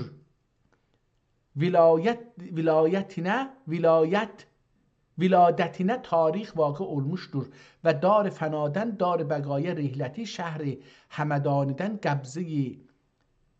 qəsəbəyi təqzədə, təqz sözü ki, orada da yenə işlətmişdi bunu cümlədə. Təqzi mən tənz oxudum, orada təqz işlədibdi. Deyir ki, qəsəbəyi təqzidə Şeyx Əbdüssəmədə Həmədani Həzrətlərinin ziyarətində vaqe olub qəsəbəyi tənzidə dəfn etdilər. Hikmət bu ki, ləfz-i təqz hesab əbcəd üzərə 427-dir. Ol həkim ərəstü nəcadun ehtimal odur. Vəfatına tarix düşmüşdür. Deyir ki, bu təqzdə yer deyir, amma yerin yerinə tarix desək daha yaxşıdır. Təqz və şəcc. Şəcc doğum tarixi, təqz ölüm tarixi. Əgər belə desək da yer olmaz, yer mənisinə gəlməz. Amma burada deyir ki, əgər şəcc yer olsa, təqz də yer olacaqdır. O bir yer olmadığı üçün, Həmədan olduğu üçün, ya Həmədanın yaxınlığında bir şəhər öldüyü üçün o da ad olmayacaq. Elə ikisi də tarix olacaqdır. Ol həkim, əvvəl həkim ərəstü nəcadun vəfatına tarix. Ərəstünün tarixinə rəbti yoxdur ki. Əvvəl həkim ərəstü nəcadun vəfatına tarix düşmüşdür. Amma mərqəd paki hətta ziyarətgah səyyahandır. Türbəsində dua müstəcabıdır dərlər. Çünki Əbu Əli Sinanın bu qədər əhvali icmalə təhrir olundu. Şimdən geri səbəb təlifə şuru edəlüm. Hikayət raviyan əxibbar yazdı. Əxibbar və naqilان جوهر نثار اسلوب مرغوب ilə cəvahir suxəni bu tərzlə isar və cövhər mənایی bu rəvişlə işar edərlər ki, hikmət Rəbbani bu hikmət bibəqa və səltənət dünya bir libas müstəad olub neçə şəhriyar kamkar və şəhənşah alabtaridən şahنشاه الابتاریدن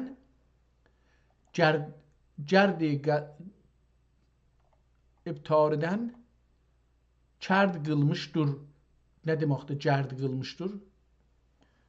Kərd qılmışdır və bu cəlladi çinəcuy fələk neçə daraləri bərdar və neçə rüstəmləri qəhr dəhr ilə zaru nəzar edib xərmən canləri gird bad fəna ilə həbaya vermişdir və neçə İskəndərləri bu qədər kərr-ü fər ilə güzar edərkən xaç ilə yeksan eylədi. Beyt. Neçə dara, neçə qeysər, neçə daraların qəsrin yıkılmış dastan olmuş yatur viranə gördüm ben. İndi bu həqir və fəqir pur təqsir, yəni mədhi, adı bu adamın yazan mədhidir. Yazar, tamam, mədhiyə görə indi bir şey yazarıq. Mədhi, yazar yazıq burada əvvəl. Yazar. Mədhi. İndi bunun adın parantez içində tapa bilirik.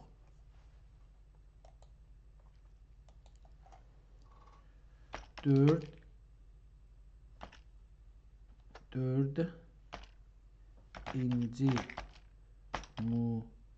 Murad Həzrətləri zamanında mədhi adla yazar var mı idi? Əcəba görək. İndi yəni qərinələr Nisruş kitabın tarixini tapaq.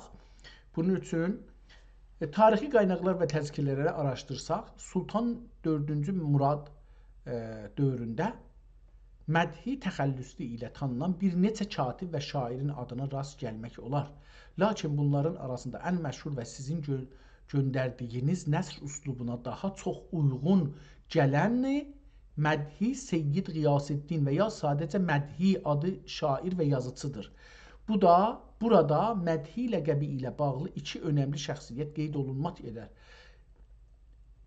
Bu şəxs, indi biz buna bir şey verək, görək əlbəttə yazıb. Bu şəxs, istəmirəm buna mən bir məlumat verim ki, bu bizi o məlumatla yönləndirsin ayrı yerə.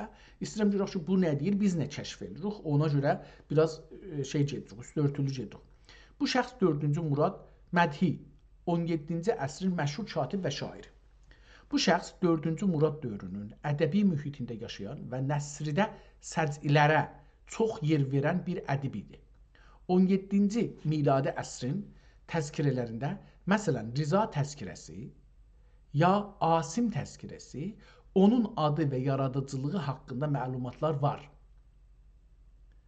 O dövrün yazıçıları öz kəmallarını göstərmək üçün sizin misal gətirdiyiniz aləmi ərvahidən əcsamə gəlməsini kimi ağır və təntənəli cümlələrdən çox istifadə edirlər. Mədhi 4-cü Muradın məddahı. O dövrdə sultanların huzurunda hikayə danışan, məddahlıq edən və eyni zamanda bu hekayətləri qələmə alan şəxslərdə mədhi deyilirdi. 4-cü Murad Həzrətləri ədəbiyyata və sənətə maraqlı olduğu üçün onun sarayında bu cür katiblərin nüfuzu böyük idi. Nüktəni dəqiqləşdirmək üçün sizin əlinizdəki əlyazma mədhi kəlməsi daha da keçir, harada keçir? Əgər bir şeirin sonunda keçirsə, bu onun təxəllüsü. Əgər bir nəsrin içində mədhi bi-ədl, ədil və ya mədhi sultan kimi keçirsə, bu sultanın tərifi filandır. O deyil. İndi burada bir soruşaq. Əcəba, hansı mədhi sultan 4-cü Murad Həzrətlərinin çağında Əbu Əli Sina haqda bir kitab qələmləmişdir. Görək ki, indi burada bir ittilaat biz buna verdik. Tarixi qaynaqlar və təzkirələr əsasən Sultan 4-cü Murad Həzrətlərinin çağında mədhi təxəllüsü ilə tanınan və bu dövrün elmi ədəbi mühitində yaşayan önəmli bir ədib vardır. Bu şəxsin Mədhi Seyyid Qiyasəddin adlı katib və şairdir. O, 4-cü Muradın hakimiyyət əllərində, yəni 1623-1640 illərində fəaliyyət göstərmiş və o dövrün məşhur alim və təbiblərinin, o cümlədən Əbu Əli Sinanın həyatı və əsəri ilə yaxından maraqlanmışdır. Bu katib və onun Əbu Əli Sina ilə bağlı qələmə aldığı əsər haqda bunları qeyd etmək olar. Uslub uyğunluğu. Sizin daha əvvəl zikr etdiyiniz aləmi ərvahidən əcsamə gəlməsini ilə başlayan səcili və ağır nəsr dəqiqən bu mədhinin özəl yazı və uslubudur. O, bioqrafik əsərlərində insanın yaradılışından ölümünə qədər olan yolçuluğunu bu cür təntənəli cümlələrlə təsvir edirdi. Əbu Əli Sina haqda yazılar. 4-cü Murad dövründə tibb və fəlsəfə böyük önəm daşıyardı. Mədhi Əbu Əli Sinanın həyatını, tibbi möcüzələrini və fəlsəfi düşüncələrini əski təzkirələrdən toplayaraq Osmanlı türkcəsində yenidən qələmə alan yazıçılardan biri idi. O, bu əsəri böyük ehtimalla sultana və ya dövrün böyük dövlət adamlarına təqdim etmək üçün yazmışdır. Mənbələrdə yeri 17-ci əsrin məşhur təzkirəçisi Riza öz əsərində mədhinin katiblikdəki məharətindən və onun tibb heyət sütarəşinası və tarix sahəsindəki yazılarından söz açır. Tamam, bu oldu hangi məthi oldu, hangi məthi oldu, bu görər bizi da, yəni bu qədər görər. Seyyid Qiyasiddin mədhi Seyyid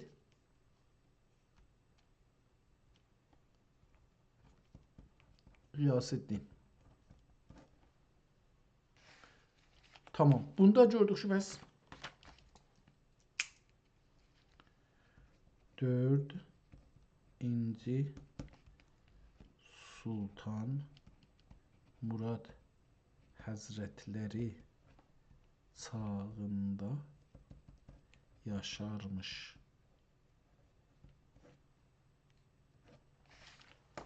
Tamam, bunu da buradan, bu kitabın təqribən yavaş-yavaş tarixini eləyə bilirik ki, ələ gətirək. İndi bu həqir və fəqir pur təqsir, yəni mədhi qıssi pərvaz hingamegiri pənci qıssi pərvaz hingamegirincə yıllar ömrü nazənini kütüb tarixə sərf edib. Necə ruzigar hikayət qəribəli və rivayət əcibəli gözdən geçirib, hətta təcəllüs və təfəhhüs etdiyimiz təvarixi məqbərədə bu cünə təhqiq və bu üslub üzərə təsdiq olunmuşdur ki, növ-i Bəni Adəmdən bu cəhan-ı bibəqanun dövründə iki yizülfünun gəlmişdir. 2 yazıbdı, təşdid qoyub yığın üstünə. 2 yizülfünun gəlmişdir. İkisi də aləmi simadə və elmi simadə və elmi ixfaya salik idilər. Biri Həzrəti Davud Nəbi əleyhissalam dövründə gəlmişdir. Naminə Fisağurət dərlərdi. Turat şərifidən məqamat illiyə və burada bir şey yazıbdır, silinən kimi olubdur, oxunmur və ehtimalən vəzzahati hülliyə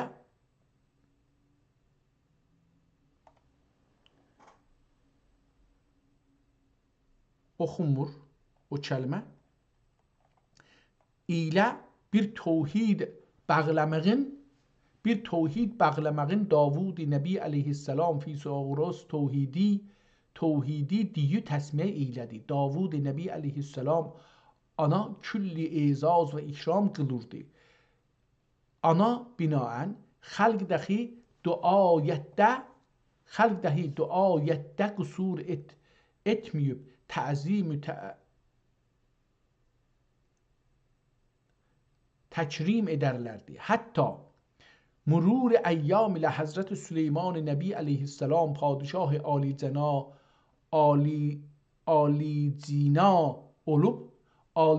olacaq ehtimalən, bığı düşübdür, yazılmayıbdır. Alicina olub xatəm-i nübüvvət gəldikdə aləmə ani mütləq və hakim ələl-itlaq eylədi. İns-i cinn marumur vuhuş və tüyur əmrinə məmur və cəmi afəridcan hökmünə məhkum oldular.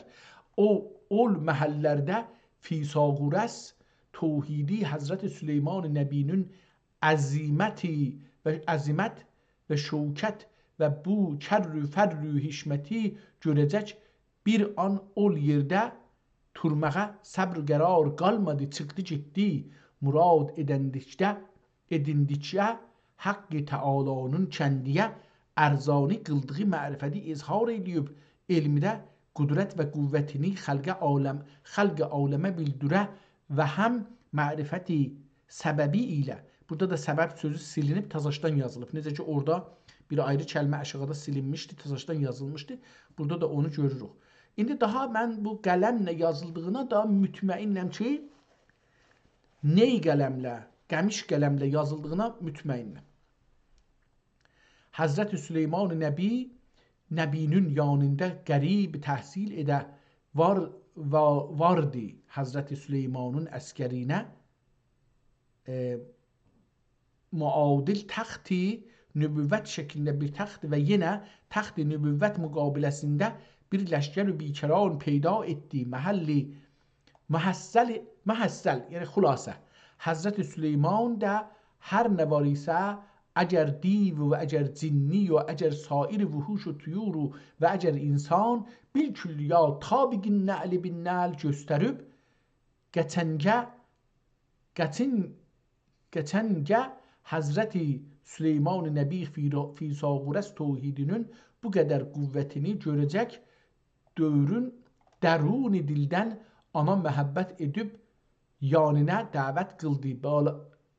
Balada yer göstərdi. Balada yəni məclisin başında yer göstərdi. Bədühü mənsəbi vizarətlə sərfəraz edib neçə ruzigar məsnədi vizarətdə ömr sürdü. İşte elmi ixfa və elmi sima aləmə ondan münteşir oldu və onun hikayətini alə təfsil bilmək istəyən Süleyman Nami Kəbirə nəzər qılsın. Süleyman Nami Kəbir. Bu bir kitabdır. Bunu adını yazaq. Burada bir bəlkə axtarıb tapa bilsək yaxşı olar. Süleyman Nami Kəbir.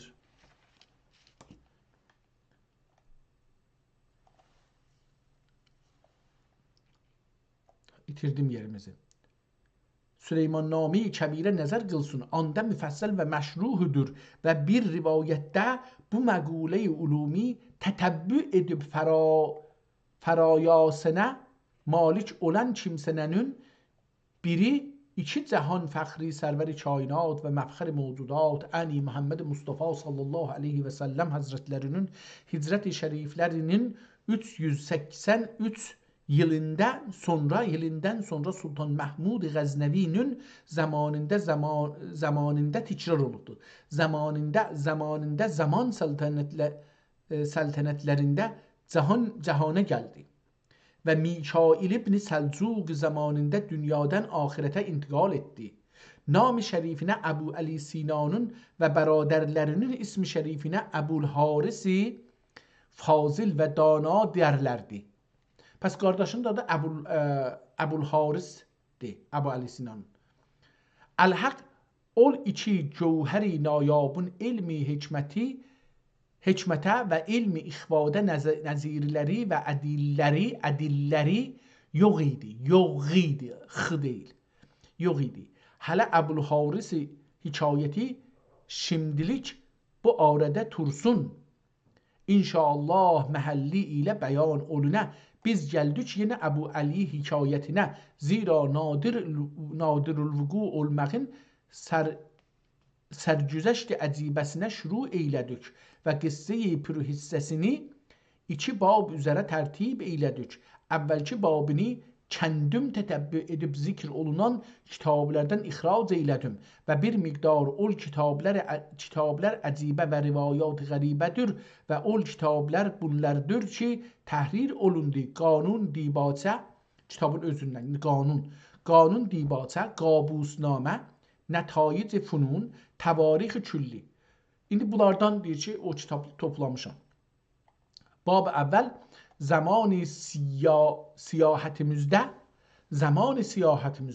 dərviş aləmində بعضی füzelای zul-etibar ve ulemayı ali miqdarın məclisi şərifi şərəfi bəxşilərinə daxil olub onlardan istima etdiyimiz hikayətlərdir ki, tərtib üzrə dərc olunmuşdur. Əvvəlki babıda elmi tibdə nə təlif etdiyini və təriqi məşayixə nə vəsilə sakin olduğunu və Qənqi padişah əsrində gəldiyini və nə vilayətdə zuhur etdiyini və Qənqi padişaha müqarin olduğunu və nə qədər zaman xidmət etdiyini əla qədril imkan bəyan eylədim. Bab-ı döyyüm Qərəndaşi Əbulharis ilə varıb Məğribdə ilmi şimyayı nə təriq ilə ələ gətirdi. Məğribdə, Məğrib bir müsəlman məmləkətidir. Məğribdə elmi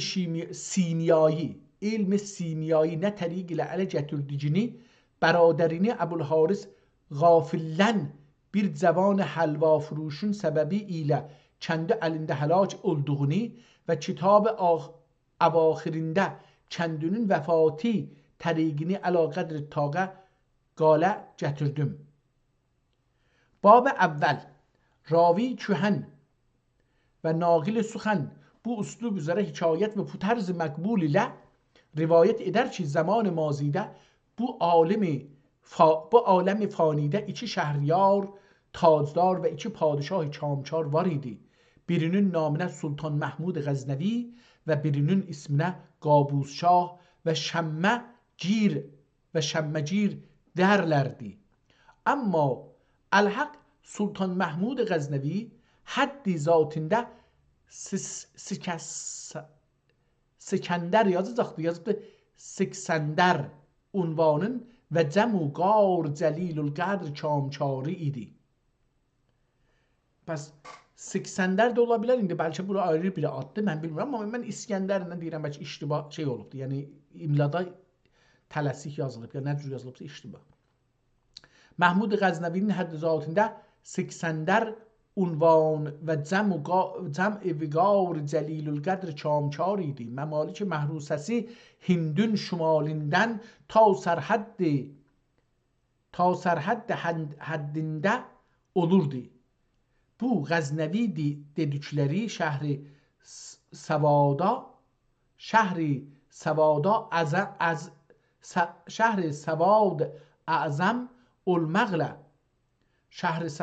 Əzəm olmaqla Sultan Məhmud Ani kəndiyə təxtgah edib. Şəhri Səvad ya da Səvad olacaqdır, bir şəhər adıdır. Şəhri Səvad Əzəm olmaqla, yəni çox böyükdür, tamam şəhərlərdə müdür. Sultan Məhmud Ani kəndiyə təxtgah edinib, anda mütəməkkin idi və yenə ol əsrdə Əstərabadidə bir padişah alicah və var idi. Müqəddəmən bəyan olmuşdur naminə Qabus Şah və Şəbbəcir dərlərdi. Yenə də adın burada şəmmə olacaq. Elə şəmmə burada nöqtə kimi düşübdür. Şəmməcir dərlərdi. Vilayət-i Mazəndəranidən hududi tasimi Qənd-u Buxaraya hududi ta Səmi Qənd-u Buxaraya və sərhədd xəta və Çinə çıxardı. Bu Şəmməcir Şah, vilayət-i Mazəndəran. Bu vilayət-i Mazəndəran hardadır əcəba? Şəmməcir Şah kimdir? Şəmməcir Şah kimdir və onun hökm sürdüyü topraklar haralardır? Əgər bunu bizə görsəsə çox yaxşı olar.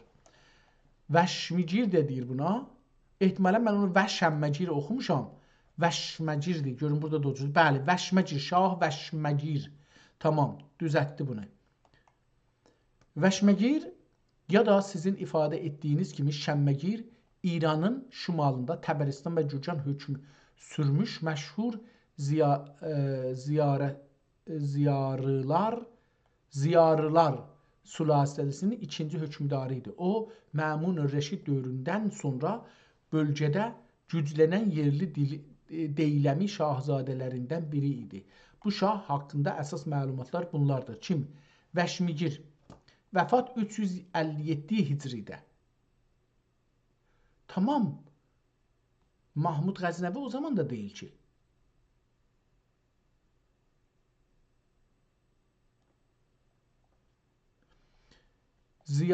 Ziyarıların qurucusu olan Muradavid bin Ziyarın qardaşıdır. Muradavid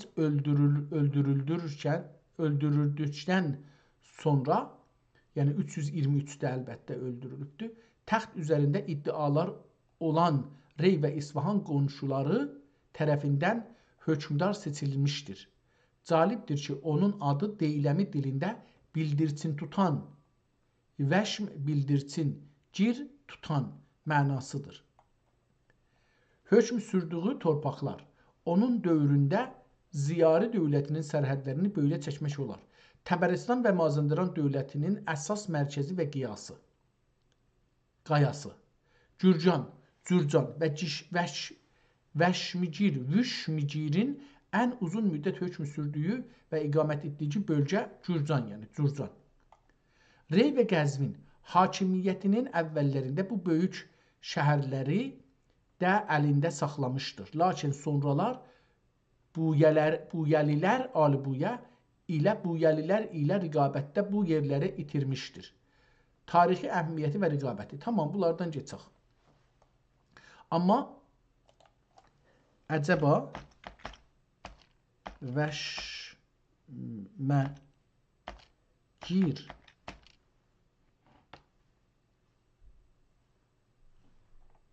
Mahmud Qəznəvi ilə, Sultan Mahmud Qəznəvi ilə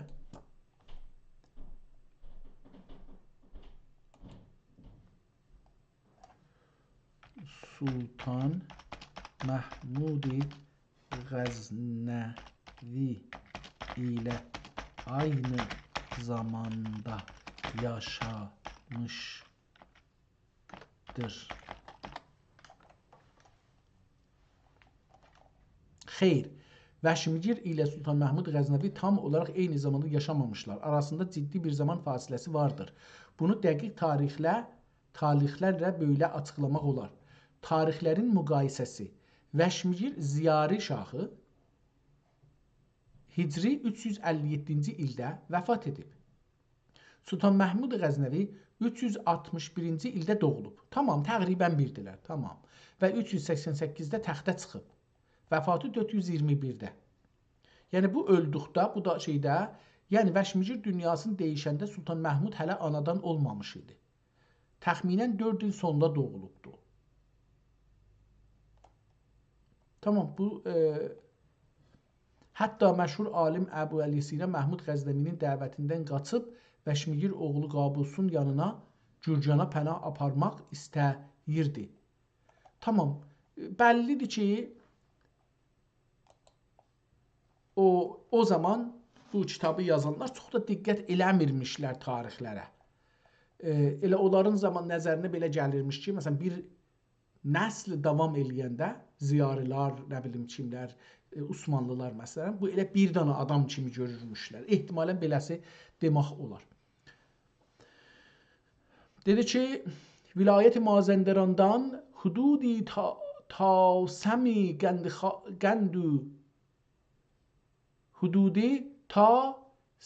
Gəndu Buxaraya Səmərqənd olacaq. Bu r-dir ehtimalən. Ta Səmərqəndu r olacaqdır. Mim kimi. Dəqiqən mim yazıb. Yəni ayrı bir şey deyil. R kimi deyil.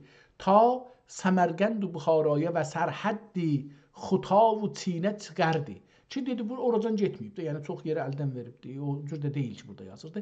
Zamanında nəziri və əsrində ədili yox. Əskəri bihəddu məmləkəti çox idi və xəzinəsi binəhayət bir padişah kamkar idi. Bu qədər əzəmət və hikmət içində yenə səyyah rüzgar mail olmağın, səlyah-ı ruzgara mail olmağın hər qəndə bir sahib mərifət var isə anın xidmətini canə minnət bilirdi. Hətta Əbu Əli Sina bu şah-ı ali miqdarın sayeyi səadətində çox ömür keçirdi. Ərbab-ı təbə və əshab-ı mərifətə himayət və riayətini ziyadə idi.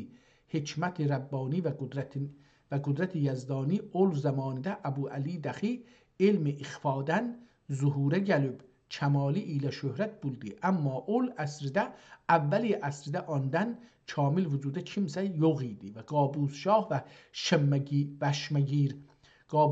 Bəşməgirin yanında bundan qeyri bir həkim hikmət asarı var idi, naminə Fəzl-i İsfahani dərlərdi. Fikir edirəm ki, bu kitabı dahi görmüşəm. İndi baxaq şurası nə qədər oldu?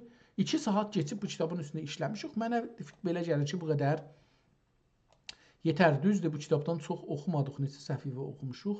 Onu üst-üstə 12 səhifə oxumuşuq bu kitabdan. Və görər məncə. Gedək bunun son səhifəsindən də biraz oxuyaq. Mənə biraz tanış gəldi. Ehtimalən buna yaxın bir kitab oxumuşam. Son bölümü ki oxudum, ola mənə çox tanış gəldi. Gedək bu axirdən bir səhifə yarımı da oxuyaq və qutaraq. Aləm ondan bir yadigar qale. Amma bu fəqir həqir Əbu Əli Sinanın qissəsini yazdım. Amma dəryada qətrəsi və günəşdə zərrəsi dəcüldür. Ol hikayətlər ki, lətayif üzərədir, anları əyan etdim. Zira şəhriyar Gərdun Vigar Sultan Murad ibn Səlim xan kamkar əyyədəllahu teala ömrəhu və dövlətəhu və əbbədə səltənətəhu və izzəhu hişmətəhu iləl farazi zaman amin ya Rabbi ya Rəhman ya Rəhim ya vücud ol sahibi cud. Tamam, pəs bu Sultan bunu bir dəfə burada şey tapdıq. Yəni Sultan Murad ibn Səlim xan. Kimdir bu? Sultan Murad ibn Səlim xan kimdir? Burada gəldi o sonunda dedi. 2-ci Murad olacaqdı. Deyir bu 3-cü Muraddır. Sultan 3-cü Murad Sultan 2-ci Səlimin oğlu və Qanuni Sultan Süleymanın nəvəsidir. O Osmanlı tarixinin ən maraqlı və müəmmili şahlardan biri hesab olur. Müəmmili nə deməkdir? Sizin araşdırdığınız o klasik nəsb və məthi təxəllüslü yazıcının əlyazmadığı baxımından 3-cü Murad dövrünün böyük önəmi var. Hakimiyyət illəri və tarix. Doğum 1953-də doğulub. Hakimiyyət tamam. Pəs bu 3-cü Muraddır. 2-ci Muradı biz nə etməliyik? Buradan götürməliyik. Çünki adın sonunda yazdı. Sultan Murad 4-cü olmasın deyək 3-cü. Burada çox şeyləri silməliyik indi. 2-ci Sultan Murad. Əsli burada yazıq ad Əbu Əli Sina.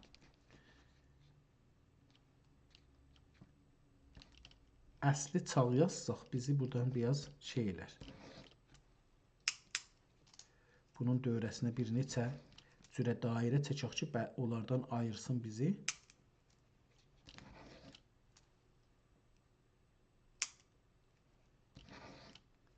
Tamam. Bu əsli çağ hancıdır? 3-cü. 3-cü Sultan Murad. Tarixi o zaman bunun doğum 953. Səltənət hakimiyyət 982 982-dən ta 1003-ədək. Ölüm 1003-də ölübdür də. Elə bu da olar. 4-cü Murad Bağdad Fatihi. Təxminən 4-cü Murad deyil, bu 3-cü Murad.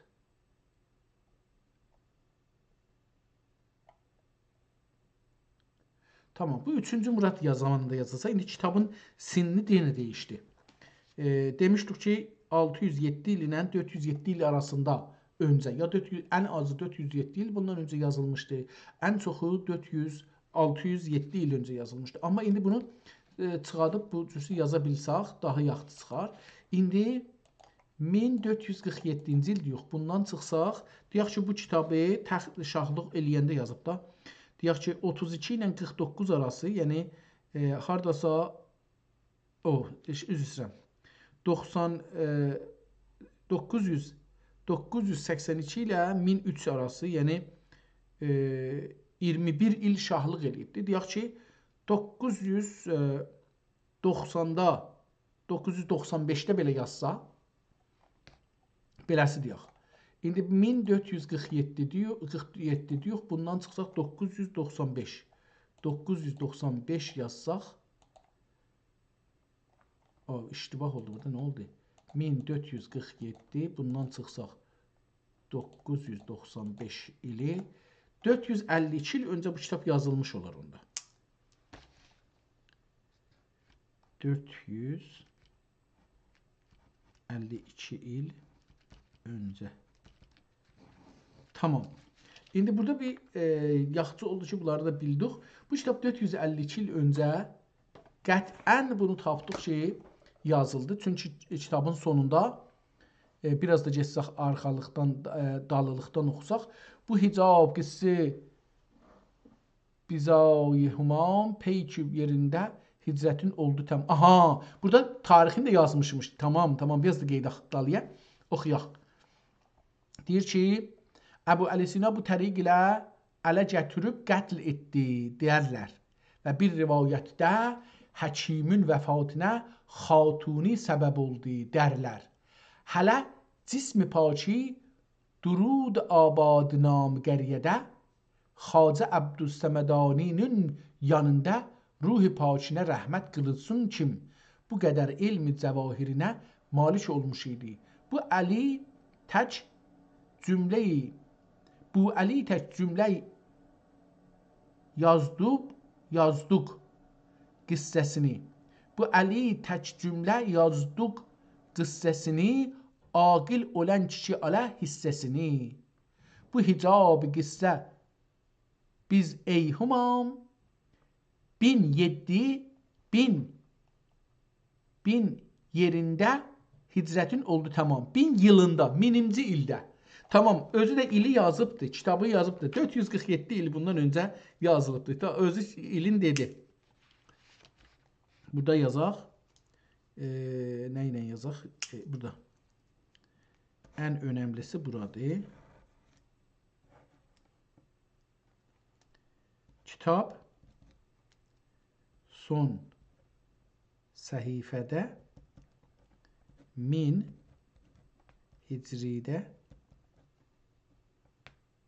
yazının qurtarmasın qələmə alıb ki, 3-cü Sultan Murad ilə üstə düşür. Tamam. Gözəl oldu. Yəni sonunda kitabı tapdıq. Dedim, kitabı adam əcələ ilə oxumasa, istəsə oxusun, çoxlu qərinələr tapar. O kitab ha zaman yazılıbdır. Biz əvvəldə bir 11 səhifə oxuduq və indi də burada başladıq oxumağa. Gördük ki, yazıbdır 1000 yerində, burada yerində yazıbdır. Hicrətin oldu tamam. İndi ey arifi danayı cəhan və ey vaqif əsrar nəhan, bu cəhan-ı faniyə gəlməkdən murad oldur ki, hər kişinin qüdrəti yetdikcə cəhd edib bu səfheyi aləm andan bir yadigar qala. Amma bu həqir bu fəqir həqir Əbu Əli Sinanın qissəsini yazdım. Amma dəryada qətrəsi və günəşdə zərrəsi dəcildür. Ol hikayətlər ki lətayif üzərədir, anları bəyan əyan etdim. Zira şəhriyar Gərdun Viqar Sultan Murad ibn Səlim xan Kamkar əyyədəllah Teala diridir. Ona görə deyir Allah ona köməklik eləsin. Teala ömrəhu Əbbədəllah Teala ömrəhu və dövlətəhu, Allah onun ömrünü əbədi eləsin. Və əyyədə səltənətəhu və izzə və hişmətəhu iləl fəraz zaman. Amin ya Rabbi, ya Rəhman, ya Rəhim, ya vücud. Ol sahibi cud و səxavətün, təbiət şərifləri, o kamil vücud sahib ətanın ünsür lətiflərinə lətayif mahir mail hər təriqi ilə məqulə qail olduğu əcəldən bu lətayif namiyə iqdam və maarifi cüzviyə ehtimam etdi. İmdi ben dahi rica və iltimas ederəm ki əhli dil sahibi mərifət əfəndilər bizə eybimizə nazir və kəşf razə hazır olmayalar və hər nə qədər zəhmət isə bir nöqtə ilə təsih qılıb daməni mürüvvət ilə rəhmət edələr və kərəmi mürüvvətlərindən eybimizi yüzümüzə ürməyib sitr edələr. Oxyani və yazani və dinliyani və sairi geçmiş əhli imani duadan faramuş qılmayalar. Allah ölənlərin hamısına rəhmət, ruhlarını şad eləsin. Özəlliklə bu kitabı yazan adın indi bunun gərək axtaraq tapaq. Bu Murad kimdir? İndi bu Murad o Murad deyil. Yəni üzrsən bu adı nə idi bunun? Mədhi Seyyid Qiyasiddin deyil. Bu ayrı bir adam olacaqdı. İndi bunu da gərək soruşaq. Onu soruşun, bu məşğul olsun, kitabımızı oxuyaq. İndi üçüncü Sultan Murad Həzrətləri zamanında yaşayan Mədhi ki bu Əli Sina haqda bir kitab yazaraq sultana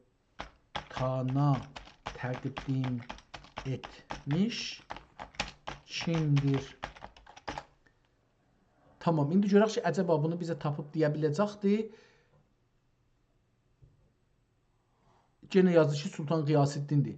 Sultan 3-cü Murad, Sultan Səlim dövründə yaşayan və Əbu Əli Sinanın həyatını, tibbi möcüzələrini və fəlsəfəsini hikayeyi Əbu Əli Sina və ya buna bənzər adlarla qələmə alan məşhur yazısı Mədhi Seyyid Qiyasiddindir. Elə həman adamdır. Bu şəxsin nəcür oldu bayaqdan deyir 4-cündə, indi deyir ki, elə həmandır. Mədhi Qiyasiddin Sultan 3-cü Murad dövrünün ədəbi məhfillərində tanınmış idi. O sadəcə bir tarixçi deyil, eyni zamanda bir qıssəxan, hikayə danışan və məddah idi. Onun mədhi tamam bu özündən götürdü, yazdı. Yəni buna inanmaq olmaz. Yenə də o mədhi Əbu Əli Sinanın həyatı ətrafında uzunca bir mənaqibnamə ya da hikayə təşkil etmişdi. O dövrədə Əbu Əli Sina sadəcə bir tibb alimi deyil, eyni zamanda rəvani gücləri olan tilismlərdən başı çıxan və möcüzələr yaradan bir həkimi mütəal kimi tanınırdı. Tamam. Məncə Vəşmicir ilə bağlantısı da onları ötürək keçsin. Bu Mühyiddin Qiyasının üstündə bir əlaməti sual qoyaq. 4 dənə əlaməti sual, hətta qırmızı ilə də qoyaq ki, daha bəlli olsun ki, bunlar əlaməti sualdır və bu adamın, yazarın adı ola bilməz 2 əsrdə eyni adla bir adam olmuş olsun.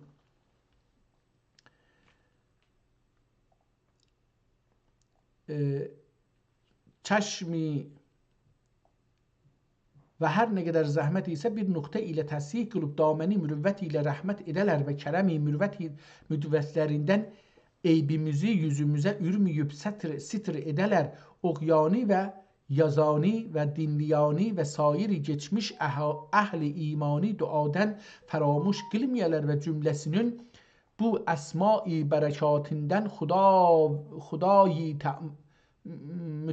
Xudayi Teala dünya və ahirətdə məqsudlərin müyəssər və burada indi xətt də qatışıbdır. Yəni kitabın sonuna yetişir. Ehtimələn bir ayrı adam yazır buranı. Ya nə olur bilmirəm. Xətti çox dəyişir. Müyəssər və müqəddər qılır yerə. Amin. Ya Rəbbəl aləmin. Ehtimələn behürmətdir. Behürməti Seyyidil Mürsəlin Xatimi kitab. İndi burada özü yazdı Xatimi kitab ayrı rəngdən. Kiminin eyninə qılməzlər nəzər. Ta görəsən nuri cəmal Xuda. Kim ki sana qəhr ilə düşnam edər. Lütf edərin sən ana eylə dua. Haqqı sana rəhmət edə. Min layıqıra nə mənə Xuda. Belə bir şeydir. Məskən olur hər işi anun həba. Hər dəm aqıt qıtlıya şək yaşın didədən. Hər dəm aqıt qıtlı yaşın didədən. Qəbrin içi qırmızı güllər ola beyt. Söylə gəley əndəlibi bağı can. Söyləmək sana yaraşur ehtimalən. Sana yaraşur. Sənə yaraşur hər zaman. Dəhri xoş qıl həvakilə niyə? Bəzmi xürrəm qıl xəvaki bənə. Belə bir şeydir yenə. Olməsün mür'at qəlbündəğubar. Eyləgil ғəm ləşkərini tairmar. Olələr təplü dürgərçi bağ. Tamam, buradan bu bizə şeirlər, fərqli bir şeylər göründü. Nəzərimə, əlbəttə o kitabın yazarıdır, amma qələm dəyişdi. Yəni qələm çox dəyişdi. Bu son səhifəni biraz şolatlamaq yazıbdır. Hər halda kitabın yazı çağını tapdıq. Kitab 1000-ci ildə özü deyir ki, bunu yazdım, qutardı və beləliklə 447 il bundan öncə kitab yazılıb qurtarıbdır və Sultan 3-cü Murad Xan Həzrətləri, yəni Sultan Muradi İbni Sultan Səlim deyə bunu tapdıq. Onun adını yazmamışam. Onu yazaq.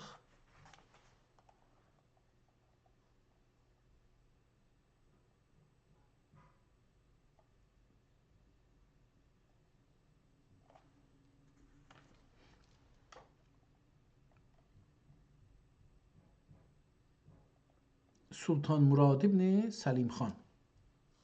Əslisi budur. Yəni bunu yazaq bura. Sultan Murad İbni Sultan Səlim xan Üçüncü Murad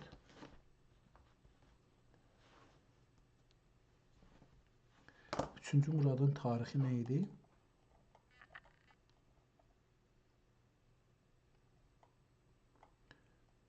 Üçüncü Murad.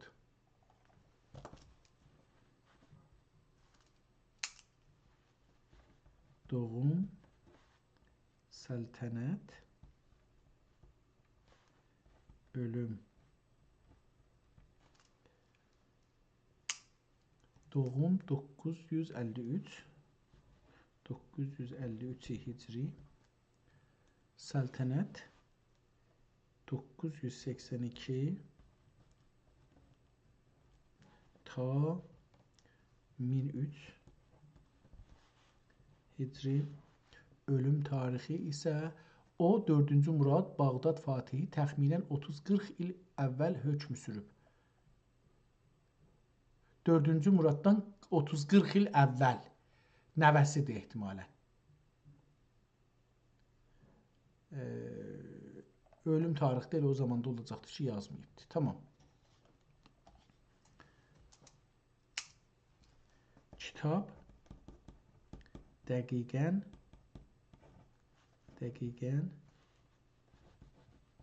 mini hicridə yazılmış və tamam olmuş. Məncə bu gün yetişər çox gözəl bir kitabla, çox gözəl bir əlyazma ilə tanış olduq. 447 il bundan öncə 3-cü Sultan Murad dövründə yazılmış şeir qaçışıq, nəsridir və gözəl bir əlyazma, sadə. Yəni bəzi kəlmələri təbii ki oxudum, baş tapmadım, amma üst-üstə demək olar ki bu kitabı bəzi adlar, məsələn dedik o şeirdə şəc var idi və ya təqz var idi. Onlar şeylə oxuduqları üçün, yəni əbcəd hər hərfin bir ədədi var müqabilində, ondan yazıldığı üçün onların mənasını adam baş tapmadım. Amma ondan sonra fikirlərim ki, kitabı oxumaqda bir müşkül olmaz o cür bir şeydə. Yəni %99 bu kitabı rahatca anlamaq olur. Rahatca. Və bugünkü dilinə mənə çox sevimli gəldi. Yəni bilmirəm indi nə olubdu. Əlbəttə hər halda Allah lütf eləyibdi. 393 cələsə türkcə kitablarla məşğul olmuşuq və əlyazmalarla məşğul olmuşuq. Onun üçün daha indi biraz rahat oxuram bəzi şeyləri. Çox Allaha şükür olsun. Əgər Allah ömür verirsə bir ayrı gün, bir ayrı kitablarla tanış olacağıq.